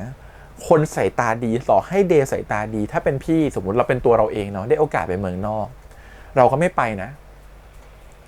เรามีเหตุผลของเราก็ต้องเคารพเหตุผลของเราด้วยแต่เรารู้สึกว่าหมอกอ่ะยังไม่รู้จริงๆว่าลึกๆอ่ะเขาทำสิ่งนี้เพื่ออะไรเพื่อปกป้องคนที่เขารักเพื่อรู้สึกว่าเขาจะไม่เสียคนที่เขารักไปความรู้สึกคนละแบบนะฮะถ้าคุณรู้สึกว่าคุณไม่อยากเสียคนของสำคัญในชีวิตไปคุณจะหวงแหนสิ่งนั้นมากคุณจะยึดติดกับสิ่งนั้นมากคุณจะระแวงตลอดเวลาคุณจะแพนิคคุณจะกังวลว่ามันจะสูญเสียไปเพราะฉะนั้นน่ะคุณจะใช้ชีวิตปกติไม่ได้มันก็เหมือนคนที่ไม่ต่างคนพิการคนหนึ่งเหมือนกันนะคุณจะต้องคอยระแวงตลอดเวลาคุณต้องคอยระแวงโทรศัพท์ตลอดเวลาคุณต้องระแวงทุกอย่างตลอดเวลาเพราะฉะนั้นน่ะมันไม่ใช่ตัวคนปกติแล้วอ่ะมันไม่ใช่การความรู้สึกของคนที่ใช้ชีวิตปกติได้แล้วอ่ะมันเกิดความผิดปกติในความคิดหรือกระบวนความคิดของตัวหมอกแล้วแต่หมอกเขาแค่ยังไม่รู้ตัวนะซึ่งถามว่ามันรู้ตัวได้ไหมมันรู้ตัวได้แต่มันยากนะเราพูดแบบนี้เหมือนจะง่ายนะฮะแต่จริงๆมันยากมากในความรู้สึกของคนมันจะมีความกังวลแบบนี้แหละสมมติเราเปรียบเทียบแล้วกันว่าจริงๆมันเคยเกิดเหตุการณ์คล้ายๆก็ถือว่าพ่อแม่เราสมมติพ่อเราป่วยหนักมากพอป่วยหนักมากจะมีความกังวลว่าแบบท่านจะอยู่ได้ไหมตอนที่อยู่บ้านคนเดียวตอนที่แม่ออกไปข้างนอกเขาจะดูแลตัวเองยังไงมันจะมีความคิดไปหมดเลยทบทวนไปหมดเลยแต่สิ่งที่มันคิดขึ้นมาว่าเราอ่ะก็ต้องมีชีวิตของเราเหมือนกันเรายังต้องทำงานเราต้องใช้เวลากับเราก็ต้องทำงานหาเงินเพื่อมาดูแลครอบครัวของเราถ้าเราหยุดงานเราไม่มีเงินอันนั้นจะยิ่งรุนแรงกว่าถ้าเรามีคนที่เหมือนเป็นผู้ป่วยติดเตียงหรือเราเคยเลี้ยงอาม่าหรืออาม่าที่เป็นผู้ป่วยติดเตียงอะไรเงี้ยจะเข้าใจใครที่ต้องดูแลคนไข้แบบนี้ครับหรือดูแลคนในครอบครัวแบบนี้จะมีความเข้าใจประมาณหนึ่งว่าต้องทำตัวยังไงแต่อย่าลืมนะคะนั่นคือคนในครอบครัวสิ่งที่แม่หมอพูดนั้นใช่มากๆที่เราบอกไปเลยว่าความเป็นแคร์เทเกอร์หรือคนดูแลเนี่ยกับคนรักมันต่างกันคนในครอบครัวเราแคร์กันมากก็จริงนะฮะแต่เราจะรู้สึกว่าไม่ต้องห่วงต่างเพราะเราอยู่กันมานานเราจะเชื่อใจกันและกันแต่พอเป็นคนที่รักกันและตัวติดกันน่ะแม้มันจะมีความเชื่อใจกันและกันน่ะแต่มันก็ยังมีความกลัวที่จะสูญเสียอะไรบางอย่างอยู่ความที่มันตัวติดกันมากๆและมันก็เกิดความไม่ไว้วางใจกันเพราะเราไม่ได้โตมาด้วยกันมันคือช่วงของการเรียนรู้ซึ่งกันและกันเพราะฉะนั้นน่ะไอ้ความไม่ไว้วางใจเล็กๆตรงนี้แหละมันจะก่อตัวเป็นความรู้สึกว่าฉันไม่วางใจว่าตัวเดย์จะใช้ชีวิตของเขาด้วยตัวเขาเองได้จริงๆฉันจะเป็นห่วงเขาตลอดเวลาเหมือนที่เรารู้สึกว่าเป็นห่วงพ่อที่อยู่ที่บ้านคนเดียวที่แบบเดินไม่ไหวเดินเหินไม่ได้กระดูกไม่ดีจะเกิดอะไรขึ้นหรือเปล่ามันเป็นความเป็นห่วงแบบนั้นแต่สิ่งที่เราเลือกก็คือว่าโอเคเราก็ต้องจัดให้ดีเนาะเราสามารถที่จะดูแลพ่อได้แบบไหนต้องลางานมาดูแลไหมหรือต้องลาออกไหมหรือเราจะจ้างคนมาดูแลแต่ละคนมีเงื่อนไขในชีวิตที่แตกต่างกันแล้วเราเชื่อว่าทุกคนที่เจอเรื่องแบบนี้ไม่ง่ายนะฮะเรื่องนี้สะท้อนให้เห็นว่าถ้าคุณมีคนในครอบครัวหรือคนที่รักเป็นคนที่เรียกว่าไม่ปกติละกันใช้ชีวิตได้อย่างไม่ปกติแม้เขาจะอยากใช้ชีวิตปกตินะแต่มันมีการใช้ชีวิตไม่ปกติเกิดขึ้นมันก็ไม่ง่ายสำหรับคนที่เป็นคนที่ดูแลเหมือนกันหรือคนที่อยู่ข้างๆเหมือนกันสิ่งนี้มันก็เป็นความรู้สึกที่มันย้อนกลับมาที่ตัวแม่ของเขาเหมือนกันเนาะเหมือนที่เราบอกไปแล้วว่าแม่เขาไม่ได้คิดว่าจะไม่รักลูกไม่ได้คิดว่าจะห่วงลูก หรือว่าไม่ให้มาคบกับหมอกแต่แม่เขามองไกลกว่านั้นพอแม่เขาเห็นชีวิตมาแล้วอ่ะเขารู้แล้วว่าเฮ้ยมันไม่ง่ายนะปลายทางลูกจะเป็นยังไงเขาคิดไปไกลกว่านั้นขณะที่หมอกอาจจะไม่ได้คิดไกลถึงระดับที่แม่เขาคิดนะว่าปลายทางจะอยู่ยังไงใครจะดูแลลูกฉันใครมันจะดูแลเดย์ถ้าฉันไม่อยู่แล้วอ่ะถ้าหมอกตายอ่ะเดย์จะดูแลตัวเองยังไงภาพการมุมมองมันยังไม่เคยคิดถึงขั้นนั้นน่ะเนาะเขาคิดแต่ว่าเขาไม่อยู่เดย์จะเป็นอะไรหรือเปล่าแต่เขาอ่ะลืมหรือถ้าเขาต้องอยู่ข้างๆตลอดแต่เขาลืมคิดไปว่าเขาไม่สามารถจะอยู่ข้างๆตลอดได้เหมือนกันเขาก็มีโอกาสที่จะตายวันตายพรุ่งได้เหมือนกันถ้าเขาตายไปเขาจะอยู่ข้างๆเดย์เขาก็ไม่เคยคิดเรื่องนี้เพราะฉะนั้นน่ะถ้าเขาคิดเรื่องเนี้ยความคิดเขาก็จะเปลี่ยนระบบก็จะเปลี่ยนสิ่งที่มันเกิดขึ้นเปรียบเทียบกับตัวเราเองละกันก็คือพอเรารู้เรื่องเนี้ยเราเปลี่ยนหมดเลยรู้เลยว่าเราต้องหาเงินเยอะขึ้นเราต้องทำทุกอย่างมากขึ้นเราต้องมีเงินถ้าเกิดเหตุการณ์แบบนั้นขึ้นอีกที่พ่อกลับมาป่วยหนักอีกเราต้องมีคนดูแลเราต้องมีเงินจ้างคนเราต้องมีพื้นที่มีทุกอย่างเราคิดหมดซึ่งมีคนถามว่ามีแฟนต่างชาติถามว่าทำไมพี่แฮมคิดได้เหมือนคุณแม่ของตัวของเดย์ใน EP ก่อนเลยเพราะเราเกิดจากการที่ว่าหนึ่งเราฟังเยอะคุยกับคนที่เป็นแม่เยอะเราคุยกับแม่ตัวเองก็เยอะอีกอย่างหนึ่งคือเราผ่านการเลี้ยงแบบเราผ่านการตัดสินใจกระบวนความคิดแบบนี้มาแล้วว่าถ้าผู้ใหญ่คนในบ้านป่วยคนที่รักป่วยมันเหมือนกับปกติแม่ดูแลลูกเนาะเราก็ต้องดูแลพ่อแม่เหมือนกันเพราะฉะนั้นความคิดมันจะไม่ต่างกันมากว่าเราต้องคิดยังไงจัดระบบความคิดยังไงวางแผนชีวิตแบบไหนมันผ่านกระบวนการนั้นมาแล้วว่าต้องทำ1 2 3 4อะไรบ้างมันก็เลยรู้ว่าสิ่งที่เราคิดอ่ะมันจะไม่ต่างกับที่แม่ของเดย์คิดเลยคือเขาต้องทำ1 2 3 4ให้ลูกเขาถึงกันไม่ให้หมอกเข้ามาเข้าใกล้แต่ตอนที่เขาเปิดใจแล้วไดอะล็อกที่ดีมากคือตอนที่ลูกเขาจะย้ำตลอดเวลาว่าแม่เห็นผมเป็นคนพิการหรอซึ่งแม่ไม่ได้เห็นผมแม่ไม่ได้เห็นเดย์เป็นคนพิการแต่แม่มองซีนาริโอที่เป็นเลวร้ายที่สุดไว้แล้วว่าถ้าลูกฉันต้องเป็นคนตาบอดตลอดชีวิตลูกฉันจะทำตัวยังไงลูกฉันจะอยู่กับใครลูกฉันจะดูแลตัวเองยังไงแม่เขามองสิ่งนั้นไว้แล้วเขาเลยกลัวความกลัวมันเกิดจากสิ่งที่มองเห็นอนาคตนะฮะสิ่งที่คาดการไม่ได้ในอนาคตนั่นคือความกลัวที่มันเกิดขึ้นซึ่งเขาไม่ได้กลัวว่าไม่ได้ดูถูกว่าลูกพิการไม่ได้กลัวว่าลูกจะเป็นอะไรแต่เขากลัวว่าใครจะอยู่กับลูกมากกว่าเพราะความกลัวนั้นมันทำให้ลูกเข้าใจผิดแต่ตอนนี้ก็เคลียร์กันแล้วเขารู้แล้วว่าลูกต้องรู้แล้วว่าแม่ห่วงแบบไหนซึ่งความห่วงนั้นน่ะมันก็มีผลต่อหมอกด้วยว่าหมอกใช่คนนั้นไหมเขารู้อยู่แล้วว่าลูกไม่ต้องการให้หมอกเป็นคนพิการเขาถึงถามหมอกว่าหมอกมองตกลงอ่ะหมอกมองเดย์เป็นยังไงเป็นคนพิการหรือเปล่าหมอก็บอกว่าไม่เดย์คือคนปกติแต่เขามองไม่เห็นซึ่งตรงเนี้ยมัน break the ice มันทลายกำแพงของแม่ว่าคนเนี้ยเข้าใจลูกฉันนะคนเนี้ยรู้ว่าลูกฉันไม่อยากให้มองแบบนั้นและคนนี้ก็รู้ว่าจิตใจของคนที่เป็นคนที่มองไม่เห็นเขารู้สึกแบบไหนเข้าใจความเป็นลูกของเขามากเพราะอยู่ตัวติดกันและเข้าใจมากขึ้นเขาจะไว้ใจเลยว่าเขาสามารถที่จะคิดแทนเดย์ได้นั่นคือกำแพงด่านแรกที่เขาเปิดใจให้เขาถึงเปิดให้ตัวหมอกเข้ามาแล้วลองบอกปล่อยให้หมอกไปอยู่ใช้ชีวิตอยู่กับเดย์ดูบ้างแล้วเพื่อจะเห็นว่าพอใช้ชีวิตอยู่ด้วยกันน่ะมันจะเกิดปัญหาอะไรกันบ้างโดยที่แบบไม่มีแม่หรือมีคนอื่นเข้าไปหยิบยื่นมือช่วยเลยและสุดท้ายมันก็เกิดจริงๆมันเกิดระหว่างทางมันเกิดเหตุการณ์ให้หมอกได้คิดว่าถ้าสมมุติว่าไม่มีเดย์อยู่ทำยังไงโทรศัพท์รับไม่ได้เป็นยังไงรู้สึกตัวเองเป็นยังไงแพนิคหรือเปล่ากังวลหรือเปล่าส่วนขณะเดียวกันเดย์เองก็รู้ว่าเขาอะรู้สึกว่าการที่เขาเป็นแบบนี้โดยที่เขาดูแลตัวเองไม่ได้เท่าไหร่ยิ่งเป็นตัวถ่วงในชีวิตของพี่หมอกเท่านั้นพี่หมอกต้องเสียอนาคตเพราะเขาหรือเปล่ามันทำให้เกิดกระบวนการเรียนรู้ว่าการที่เราตัวติดกันมากจนเกินไปอะมันก็ไม่ใช่เป็นผลดีมันก็เป็นผลร้ายหรือเราควรที่จะห่างกันเพื่อจะมีสเปซให้เราได้เติบโตในรูปแบบที่แตกต่างกันเดย์11 EP ที่ผ่านมาเขาโตขึ้นเยอะมากนะฮะจากคนที่อยู่แต่ในห้องไม่ทำอะไรเลยจนตอนนี้ทำทุกอย่างได้เกือบหมดแล้วเข้าใจธรรมชาติของความมีชีวิตมากๆแล้วเพราะอะไรเพราะเขาผ่านการมีความหวังผ่าตัดตาแต่ก็ไม่สำเร็จแล้วก็กลับมาเป็นคนที่แบบรู้สึกว่าหมดหวังแล้วก็ผ่านช่วงเวลาที่หมดหวังนั้นมาจนแบบเหมือนฟื้นขึ้นมามันเหมือนมีชีวิตที่2อีกครั้งนึงอ่ะคือเขาผ่านช่วงเวลาที่มันดาวมาหลายๆครั้งแล้วขณะเดียวกันน่ะตัวของหมอกเองอ่ะเขาผ่านคนละเรื่องราวของเดย์เขาเหมือนกับเขาผ่านเรื่องราวมาแล้วเขาปรับตัวได้มากขึ้นเข้าใจคนรอบข้างมากขึ้นอยู่กับคนรอบข้างได้มากขึ้นเขาไม่ได้อยู่คนเดียวอีกต่อไปแล้วเขารู้สึกว่าเขามีคนอื่นเข้ามาเติมเต็มมันมีคนอื่นเข้ามาอยู่ด้วยเขารู้สึกคุ้นเคยกับคนอื่นมากขึ้นแต่หากที่เดย์เองอ่ะ เดย์เองกับเป็นจิ้งจอกที่เหมือนในเจ้าชายน้อยนะฮะเพราะอะไรเพราะว่าจิ้งจอกในเจ้าชายน้อยอ่ะถ้าใครเคยอ่านเจ้าชายน้อยอย่าลืมว่าคนเขียนบทเนี่ยคุณพินต้าน่าจะมีส่วนในการเขียนบทเรื่องนี้ด้วยซึ่งคุณพินต้าเคยเขียนอองชองเตแล้วอองชองเตก็ใช้เรื่องเจ้าชายน้อยมันหนักมากๆในซีรีส์เรื่องนั้นและคิดว่าเขาคงเอาแก่นตรงเนี้ยมาใช้ในซีรีส์เรื่องนี้อีกในการเขียนบทนะฮะมันจะมี2เรื่องราวหลักๆถ้าเคยอ่านคือเรื่องของตัวของจิ้งจอกซึ่งเขาเล่าเป็นนิทานเหมือนกับเสียงในหัวของตัวเดย์ตอนที่เดย์เขาพักฟื้นอยู่แล้วแม่เขาก็มาเบรกก่อนเนาะเรื่องยังไม่จบว่าจิ้งจอกเนี่ยเขาอยากจะสนิทกับคนและจิ้งจอกคนนั้นก็คือตัวของหมอกตัวเขาติดกับเจ้าชายน้อยทุกๆวันเจ้าชายน้อยต้องมาหาเขาถ้าคุณอยากจะสร้างความสนิทคุณต้องมาหาฉันเวลา4 โมงทุกๆวันฉันจะเริ่มสนิทกับคุณมากขึ้นเจ้าชายน้อยก็คือตัวของเดย์ที่จะพอหมอกมาหาเขาทุกวันก็เปิดใ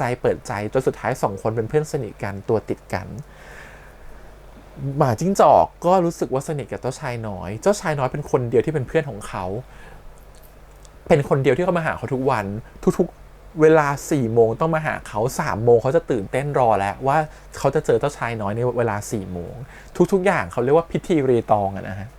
คือพอทุกอย่างมันมีพิธีรีตองคือมันมีลำดับขั้นมันมีลำดับเวลาคนเรามันคุ้นเคยกันมันชินกันเหมือนเราสิ่งที่เราทำปกติครับว่าเรากลับบ้านมาเราเห็นพ่อแม่เรากลับบ้านมา2 ทุ่มเราต้องกินข้าว3 ทุ่มต้องคุยกับพ่อแม่มันเป็นกิจวัตรประจำวันที่มันเกิดขึ้นแต่วันหนึ่งถ้ามันเปลี่ยนไปมันจะเป็นแบบไหนนั่นแหละคือสิ่งที่เดย์เขาเหมือนเจ้าชายน้อยที่เขาได้เรียนรู้จักคนมากขึ้นรู้จักปรับตัวรู้จักคนแต่เนี่ยมอกเป็นเหมื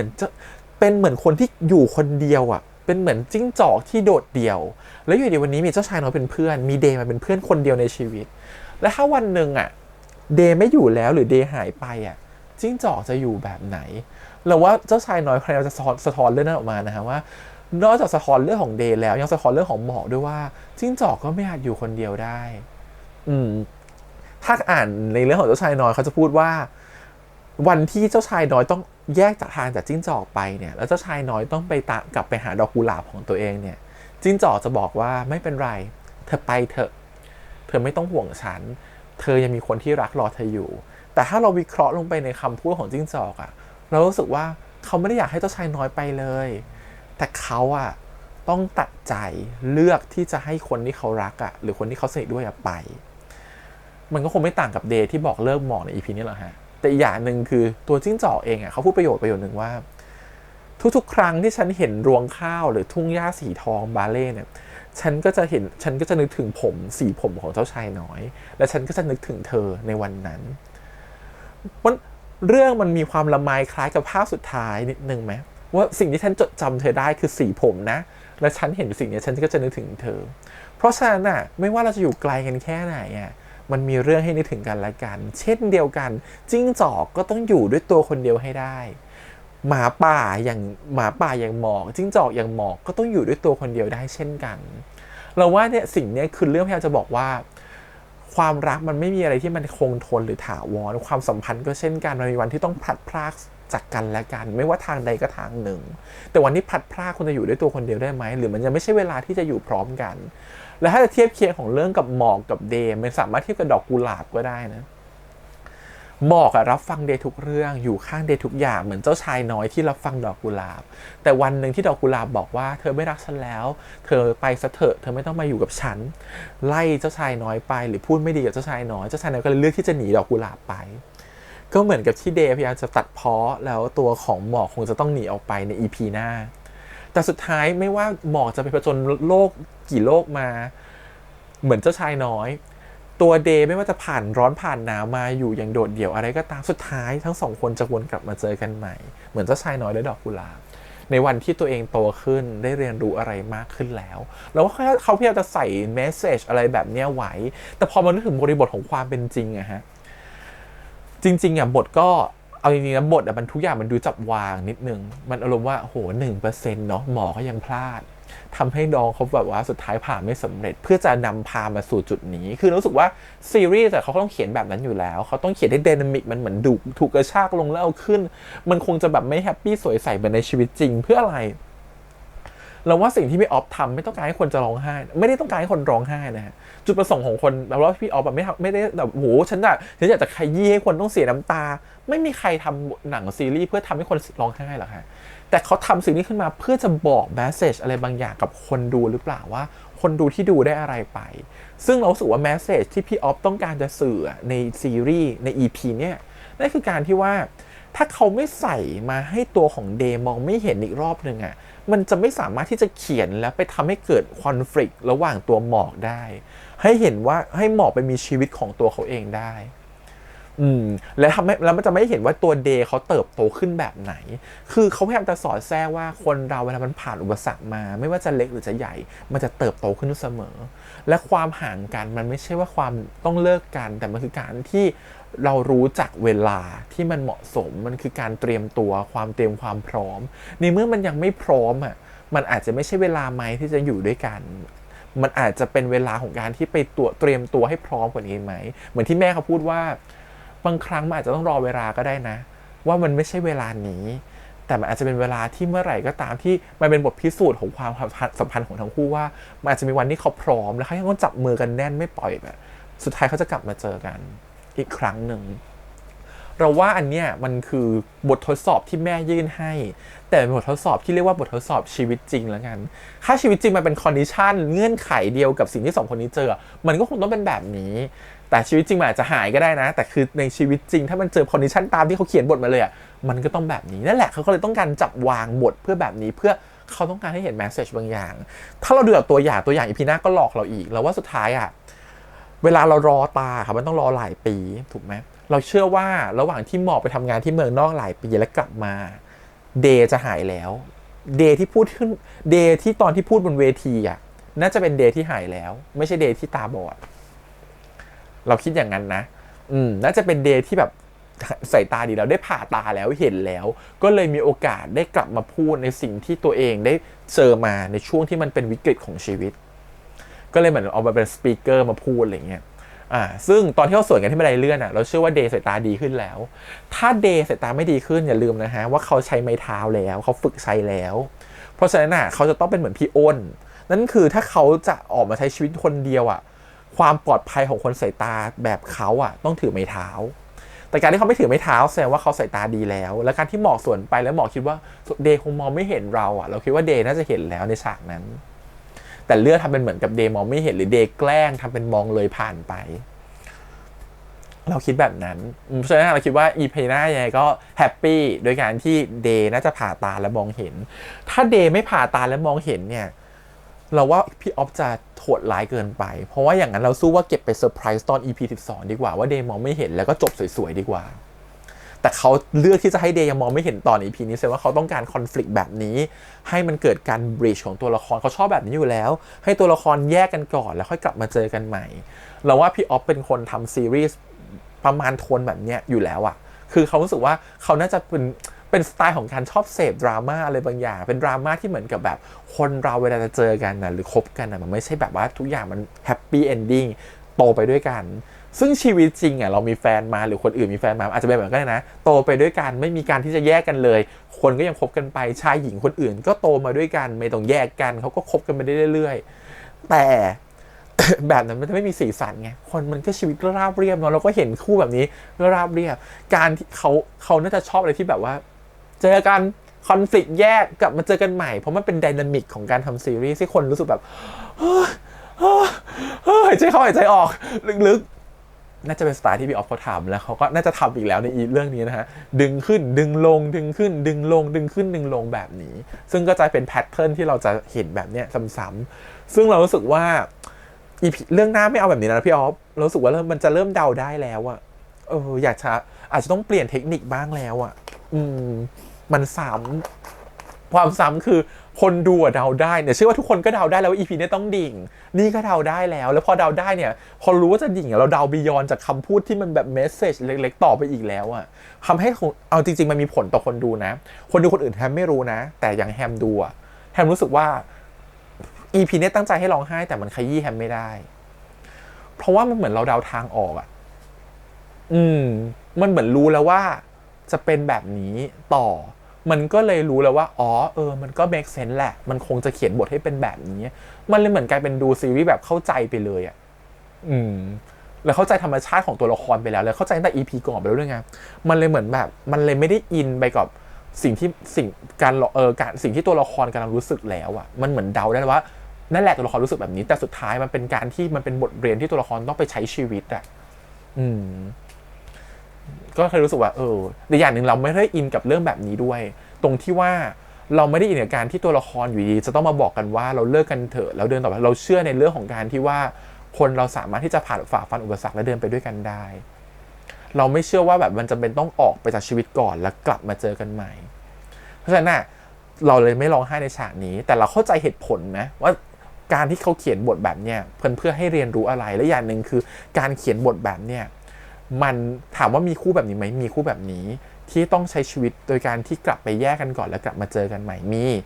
เพื่อนเราก็มีแบบนี้เหมือนกันที่โตมาเป็นแฟนกันสุดท้ายต้องเลิกกันก่อนต่างคนต่างใช้ชีวิตแล้วกลับมาเจอกันใหม่แต่ไม่ใช่ทุกคู่จะเป็นแบบนั้นนะฮะส่วนใหญ่เลิกคือเลิกเลยเลิกก็คือเลิกไปเจอชีวิตใหม่มันไม่ได้มีทุกอย่างมันจะสวยใสกลับมาเจอกันแบบนี้มันน้อยมากๆนะครับผมเราถึงไม่ค่อยได้ยิ่งเราดูดวงมาหลายคู่มากแล้วอะแพทเทิร์นพล็อตแบบเนี้ยในชีวิตคู่ของคนน่ะมันไม่ได้มีแบบนี้เยอะนะฮะที่จะรีเทิร์นกลับมาเจอคนเก่าในอีกหลายๆปีต่อมาแต่ละครชอบทำแพทเทิร์นประมาณแบบนี้เพราะว่ากระชากอารมณ์คนเดียวดีมันก็เลยรู้สึกแบบมันเลยเหมือนกับเดาได้อ่ะตรงเนี้ยก็เลยนิดนึงความรู้สึกอะไรมันไม่ได้ว้าวกับสิ่งที่มันจะแบบเกิดขึ้นกับตัวหมอกหรือตัวเดย์เท่าไหร่อันนี้แหละคือสิ่งที่แค่ทำให้รู้สึกว่าพอมันจะ impact อ่ะมันไม่ impact พอแล้วก็เพราะว่าตอนแค่เพื่อนกับเพื่อนมันก็ทำประมาณแบบนี้นิทานพันดาวก็คล้ายๆแบบนี้คือแบบมันประมาณโทนแบบนี้มันรู้แล้วจริงๆซีรีส์เรื่องอื่นเขาก็ใช้เทคนิคนี้เหมือนกันกระชากเข้ากระชากออกนะฮะโอเคเลยคิดว่าจบน่าจะแฮปปี้แต่ก่อนจะแฮปปี้ก็น่าจะมีอะไรบางอย่างแหละเพื่อจะนำพาไปสู่ทุกอย่างแต่เราชอบที่ทีมบทให้เหตุผลกับทุกๆเรื่องถึงจะจับวางมาว่าตัวละครมันต้องเจอชีวิตแบบนี้แหละมันต้องรันทดแบบนี้แหละมันต้องเกิดเรื่องแบบนี้แหละแต่เขาให้เหตุผลรองรับในทุกๆจุดได้ดีคือไม่ปล่อยโล่งไม่ได้โยนมาเราชอบตรงนั้นคือคนเขียนบทค่อนข้างละเอียดโอเคก็ถือว่านั่นแหละเรารู้สึกว่าสิ่งที่เราได้จาก EP เนี้ยเรารู้สึกว่ามันคือการให้ตัวละครได้เรียนรู้นะครับผมของการที่รู้สึกว่าแต่ละคนมันต้องมีเส้นทางของตัวเองในการเติบโตแล้วหมอก็จะแต่เราอยากจะรู้แล้วว่าผลลัพธ์ของการเรียนรู้ของ2ตัวละครคืออะไรเดย์เราเห็นในทีเซอร์ตัวอย่างแล้วเหมือนเขาได้เขาโตมากเรียนจบแล้วเพื่อนๆไม่แฮปปี้มีความสุขขึ้นไปพูดเป็นสปีกเกอร์เวทีชีวิตเขาแบบเขายอมรับในการที่เขาเป็นแบบมองไม่เห็นแล้วอะจนแบบชีวิตมันก้าวไปเรื่อยๆให้ตัวหมอเองก็มีชีวิตของหมอ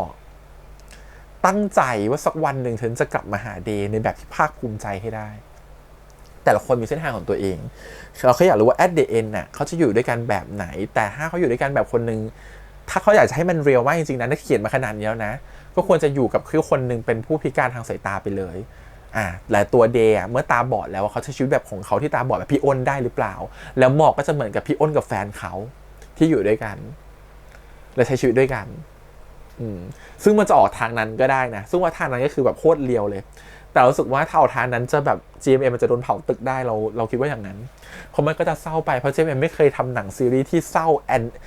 sad ending แบบนั้นน้อยมากเพราะอะไรเพราะว่าเชื่อว่าภาพรวมของ GMM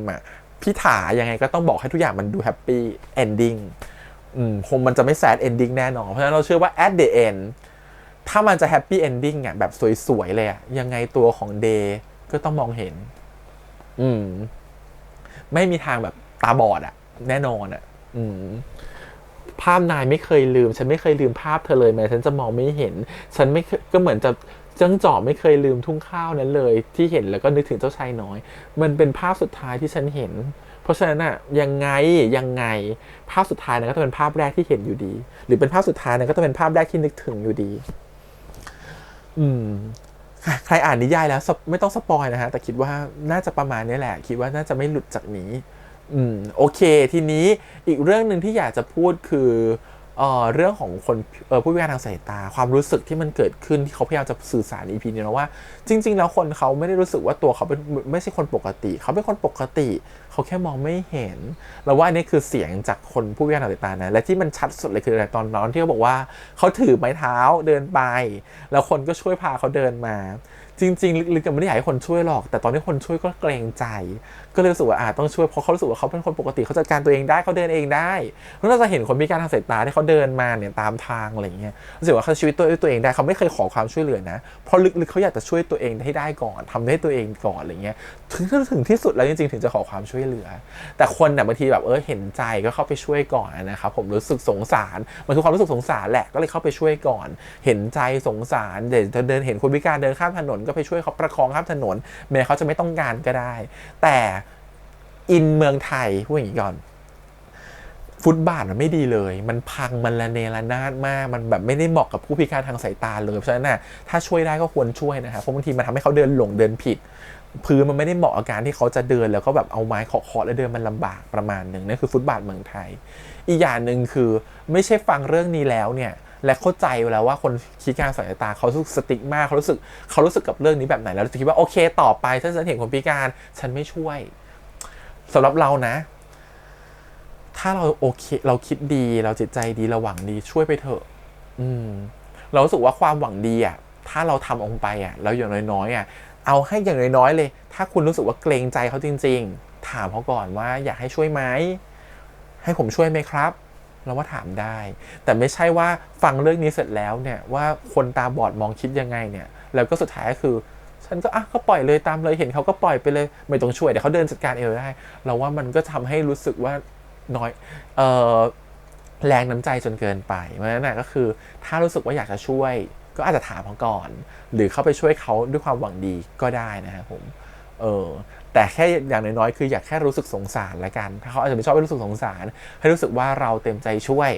เราอยากจะเป็นแรงซัพพอร์ตให้เขาหรือเราอยากสนับสนุนเขาอะไรก็ว่าไปที่มีความรู้สึกสงสารก็รู้สึกว่า EP นี้จะพูดแทนคนพิการทางสายตาได้เยอะพอสมควรแต่เราก็ขอพูดในแทนของคนที่เราเจอบ่อยมากคนพิการทางสายตาแล้วคือดวงของเราต้องทำบุญคนตาบอดด้วยไงเพราะฉะนั้นเราก็รู้สึกว่าเวลาเราเจอเขาเราก็จะช่วยเหลือนู่นนี่นั่นอยู่แล้วเราก็เลยรู้สึกว่าแบบถ้ามาห้ามว่าไม่ให้เราช่วยเลยบางทีมันก็ไม่ได้คือบนจิตใจเราก็อยากช่วยเนาะก็บางทีก็คนแต่เรารู้สึกว่าเขาก็เข้าใจนะว่าบางทีการช่วยก็เข้าใจแหละหวังดีจะช่วยฉันแต่ไม่ได้ถามฉันก่อนแต่ต่อไปจะถามแล้วกันนะฮะว่าต้องการให้ช่วยไหมครับจะไม่ยื่นมือเข้าไปช่วยก่อนแล้วกันโอเคก็ถือว่าครบถ้วนเนาะเรารู้สึกว่า EP เนี้ยเราว่า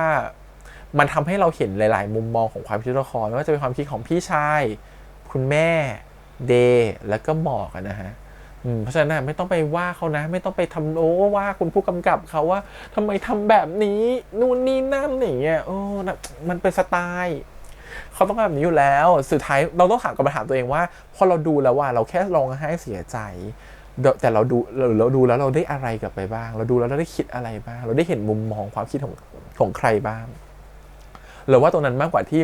เวลาดูเสร็จแล้วมันรู้สึกว่านอกจากอินสนุกไปกับซีรีส์แล้ว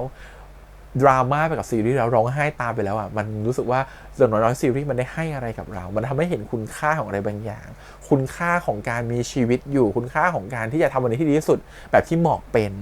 หรือจะเป็นคุณค่าของการที่ว่าเวลาเราเจออุปสรรคเรื่องเลวร้ายเราจะผ่านไปได้อย่างไรแบบที่เดย์กำลังทำอยู่หรือคุณค่าของการที่ว่าเราจะมองโลกอย่างเข้าใจได้อย่างไรเราจะรู้ได้ไงว่าความสัมพันธ์มันมีเรื่องของความแนบชิดสนิทชิดใกล้ที่มันเหมือนกับต้นไม้2ต้นเสาของวิหารไม่ควรอยู่ติดกันแบบที่แม่เขาเข้าใจเราจะเข้าใจแบบที่แม่เขาเข้าใจได้ไหมโดยที่ไม่ได้ว่าแม่เขาว่าทำไมปล่อยแบบนี้หรือคิดแบบนี้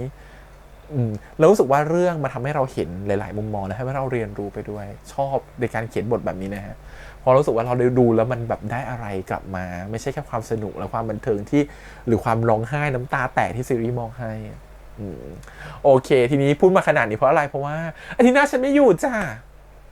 แล้วฉันดูตอนจบกับพวกเธอยังไงแต่ฉันคิดว่าพวกเธอต้องไปร้องไห้กันในโรงหนังแน่นอนแล้วก็คงจะร้องไห้กันอีกรอบนึงเพราะพวกเขาจะแฮปปี้หวังว่าแฮปปี้นะมันคงไม่ถ้าอย่างนี้ดีกว่าพูดไว้อย่างนี้ก่อนถ้าจบเนี่ยเดย์ตาบอดเนี่ย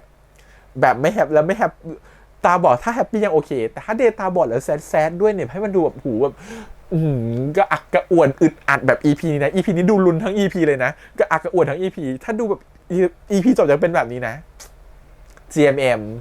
เรื่องหน้าถ้าพี่เอากำกับฉันเตรียมเลยนะไฟแช็กต้องมีเผากันก่อนแล้วแหละฉันว่า ไม่โอเคนี่ก็หวังแล้ว EP นี้มันดิ่งไปแล้วเนาะมันดึงเราลงไปแล้วโอ้โหแบบสุดๆไปแล้ว EP หน้าต้องหวังให้มันดีแล้วกันหวังให้มันแบบแฮปปี้แล้วกันแล้วก็ต้องชมจิมมี่กับซี EP นี้เล่นดีมากจิมมี่นี่คือแบบเล่นดราม่าดีอะเราไม่ตลอดมา11 EP เราจะไม่ค่อยเห็นเขาดราม่าเท่าไหร่เนาะจะมีแค่การร้องไห้ช่วง EP 9เลยแบบเนี้ย EP นี้เล่นดราม่าเสียใจคือโคตรดีชอบเวลาเขาร้องไห้อะคือเวลาเขาร้องไห้แล้วอะมันเป็นคนเจ้าน้ำตาดีมันเป็นสายตาที่สั่นแบบสั่นนะสั่นกระตุกสั่นแบบหูร้องไห้แบบไม่เหลืออะไรแล้วในชีวิตอะการที่เดย์มาบอกเลิกฉันครั้งนี้คือฉันไม่เหลืออะไรแล้วอะคือมันคือแบบพังทลายแล้วฉันเพิ่งโทรปฏิเสธเขาด้วยว่าผมไม่รับแล้วอะผมเลือกที่อยู่กับเขาทำไมเดย์ถึงไม่เข้าใจทำไมเดย์ถึงไม่ให้เราอยู่ด้วยเราเลือกที่จะไม่ไปแล้วนะเลือกที่จะอยู่กับเขาแล้วอะแบบสายตาการร้องไห้คือแบบโหแบบเลยเป็นคนที่ร้องไห้แล้วเมื่อกี้ดูภาพมันน่าสงสารมากคือถ้าใส่เพลงจี๊ดๆมาอีกสักเพลงนึงอะร้องไห้นะแต่ดันใส่คำพูดของคุณแม่มาแทนมันเลยเหมือนเป็นแบบตระหนักกับการใช้ชีวิตแทนฟีลลิ่งเหมือนตอนที่ดูเรื่องพระจันทร์มันไก่ที่ใส่เสียงเข้ามาแทนที่เป็นเสียงของคุณครูที่พูดเรื่องเกี่ยวกับพิการทางได้ยินเนาะที่เขากำลังพูดเรื่องว่าคนพิการทางการได้ยินเป็นยังไง1 2 3 4อะไรเงี้ยเป็นฉากนั้นน่ะคือพอใส่ voice เข้ามาเป็นเหมือน narrator เสียงเข้ามาแทนนะมันทำให้ลดทอนความน่าสงสารของตัวหมอกลงไปได้นิดนึงมันจะแบบโอ้โหไม่ได้ดึงเราไปขนาดนั้นลดลงไปลดความร้อนก็คือควรจะลดแหละจริงๆแล้วถ้าไม่ลดก็คือขมแล้วเนี่ยซีรีส์เรื่องเนี้ยควรจะลดบ้างนะฮะในพอซีรีส์หวานๆใครดู EP 1มาโดนตกนี่เครียดเลยนะเจอ EP หลังๆเนี่ยเพื่อนฉันแหละ 3-4 คนเนี่ยฉันไปสปอยว่ามันน่ารักมากจิมมี่ซีเธอต้องไปดูนะเพื่อนดูแบบหมอจิมน่ารักเพิ่งดูไปถึง EP 6ฉันว่าเดี๋ยวเจอ 8-9-10 เพื่อนฉันจะแบบนี่ฉันมาดูอะไรนี่ไหนว่ามันสดใสร่าเริงไม่ใช่หรอทำไมมันดราม่าได้ขนาดนี้ฉันว่าเดี๋ยวต้องไปโดนคอมเพลนเรื่องนี้แน่นอนแต่ซีก็เล่นดีซีเล่นดีมากชอบความยิ้มชอบความที่เหมือนจังหวะที่เหมือนกับตอนที่คุยกันริมบึงนะฮะแล้วก็เหมือนกับแบบตอนนี้เขาบอกว่าพี่มีโอกาสจะได้ไปต่างประเทศแล้วเขาก็ตุกแล้วเขายังยิ้มอยู่มันเป็นความยิ้มที่ฝืนยิ้มให้ดูรู้สึกทุกอย่างมันโลกมันสดใสแต่ลึกข้างในยังมีความกังวลอยู่มันเป็นการแสดงที่มันดูแบบแล้วสายตายังต้องมองไปที่อื่นด้วยคือเรื่องสายตาไม่ต้องพูดถึงแล้วโหซีเก่งมากคือเรารู้สึกว่าคือเขาเล่นได้ดีสมจริงมากๆกับคนที่เป็นคนพิการแบบที่ทางสายตาคือมองไม่เห็นเขามองเลยตลอดเขาแบบมีความแบบคือเขาเล่นเหมือนคนที่มองไม่เห็นจริงๆเขาอินเนอร์แบบนั้นแต่อินเนอร์รอบนี้เราเห็นเรื่องรอยยิ้มกับเรื่องการแสดงสีหน้าได้ดีมากๆโหเก่งมากชมเลยอย่างหนึ่งคือชอบดูเวลาเขาแบบคนนึงยิ้มแฉ่งอีกคนนึงก็แบบยิ้มมาเพราะว่าฟันสวยทั้งคู่โอเคก็ประมาณนี้ EP หน้าพี่แฮมไปต่างจังหวัดนะครับผมคงไม่ได้หิ้วโน้ตบุ๊กกับหิ้วกล้องไปถ่าย reaction ด้วยนะฮะคงอยากจะเป็น EP ที่อยากจะพักผ่อนเต็มที่ก็เลยแบบขอลานิดนึงกะจะไปพักผ่อนสักประมาณ5วันนะครับผมแล้วก็อาจจะกลับมา react ได้ลงให้เราดูก็คือประมาณสักวันอังคารนะฮะก็คือวันอังคารสิ้นเดือนอังคารถัดไปหลังจากที่ EP นี้ออนไปแล้วนะฮะก็พยายามหลบสปอยสุดฤทธิ์นะฮะไม่ให้ดูสปอยเด็ดขาดเพราะว่าน่าจะแฮปปี้เลยก็น่าจะมีภาพหลุดออกมาเต็มเลยโดยเฉพาะ IGCMMTV น่าจะลงอะไรสักอย่างหนึ่งพยายามจะหลบให้ได้นะฮะก็หวังว่าเดี๋ยวจะมาเจอกันใหม่ในสัปดาห์หน้านะครับผมทุกคนก็ถ้าอยากจะสปอยใน EP นี้ก็ได้นะเช่นฉันดู EP จบมาแล้วพี่แฮมรอได้เลยอะไรเงี้ยมาพิมพ์ข้างใต้ได้ใน EP นี้โอเคขอบคุณอีกครั้งครับประมาณนี้ฝากไว้ด้วยนะครับผมกับช่อง ATS Channel ฝากกดไลค์กดแชร์กด Subscribe นะครับจำไม่เสียทาง YouTube Instagram Twitter หรือ X นะครับผมแล้วก็ Facebook นะครับผมขอบคุณอีกครั้งที่ติดตามกันแล้วก็ขอบคุณที่ อยู่ด้วยกันมาโอ้โหนี่น่าจะประมาณชั่วโมงนะครับผม40 นาทีขอบคุณที่อยู่ด้วยกันมานะครับผมแล้วก็ใครมีความคิดเห็นเรื่องไหนเสริมเติมแต่งลงไปได้นะครับผมบางทีพี่แฮมอาจจะเก็บมาไม่ครบไม่ได้จดนะครับเพราะว่าปกติสมัยก่อนดูจะชอบจดเดี๋ยวนี้ไม่ค่อยได้จดละใช้การเรียบเรียงในหัวแทนบางทีมันจะมีเรื่องบางเรื่องที่หลุดไปแล้วก็ลืมพูดนะครับผมก็ลองใครแบบมีความเห็นอะไรก็ลองมาเพิ่มท็อปิกกันก็ได้มันมีประเด็นคุณแม่อยู่นะประเด็นเรื่องนี้อยู่นะอะไรเงี้ยแต่คิดว่าที่พูดไปน่าจะครอบคลุมทุกตัวละครแล้วแหละแต่แค่อาจจะไม่ครอบคลุมทุกประเด็นเฉยๆโอเคฝากไว้ด้วยแล้วกันครับผมเจอกันใหม่ตอนจบนะครับ EP 22กับ Last Twilight ภาพนายไม่เคยลืมวันนี้ไปก่อนครับบ๊ายบาย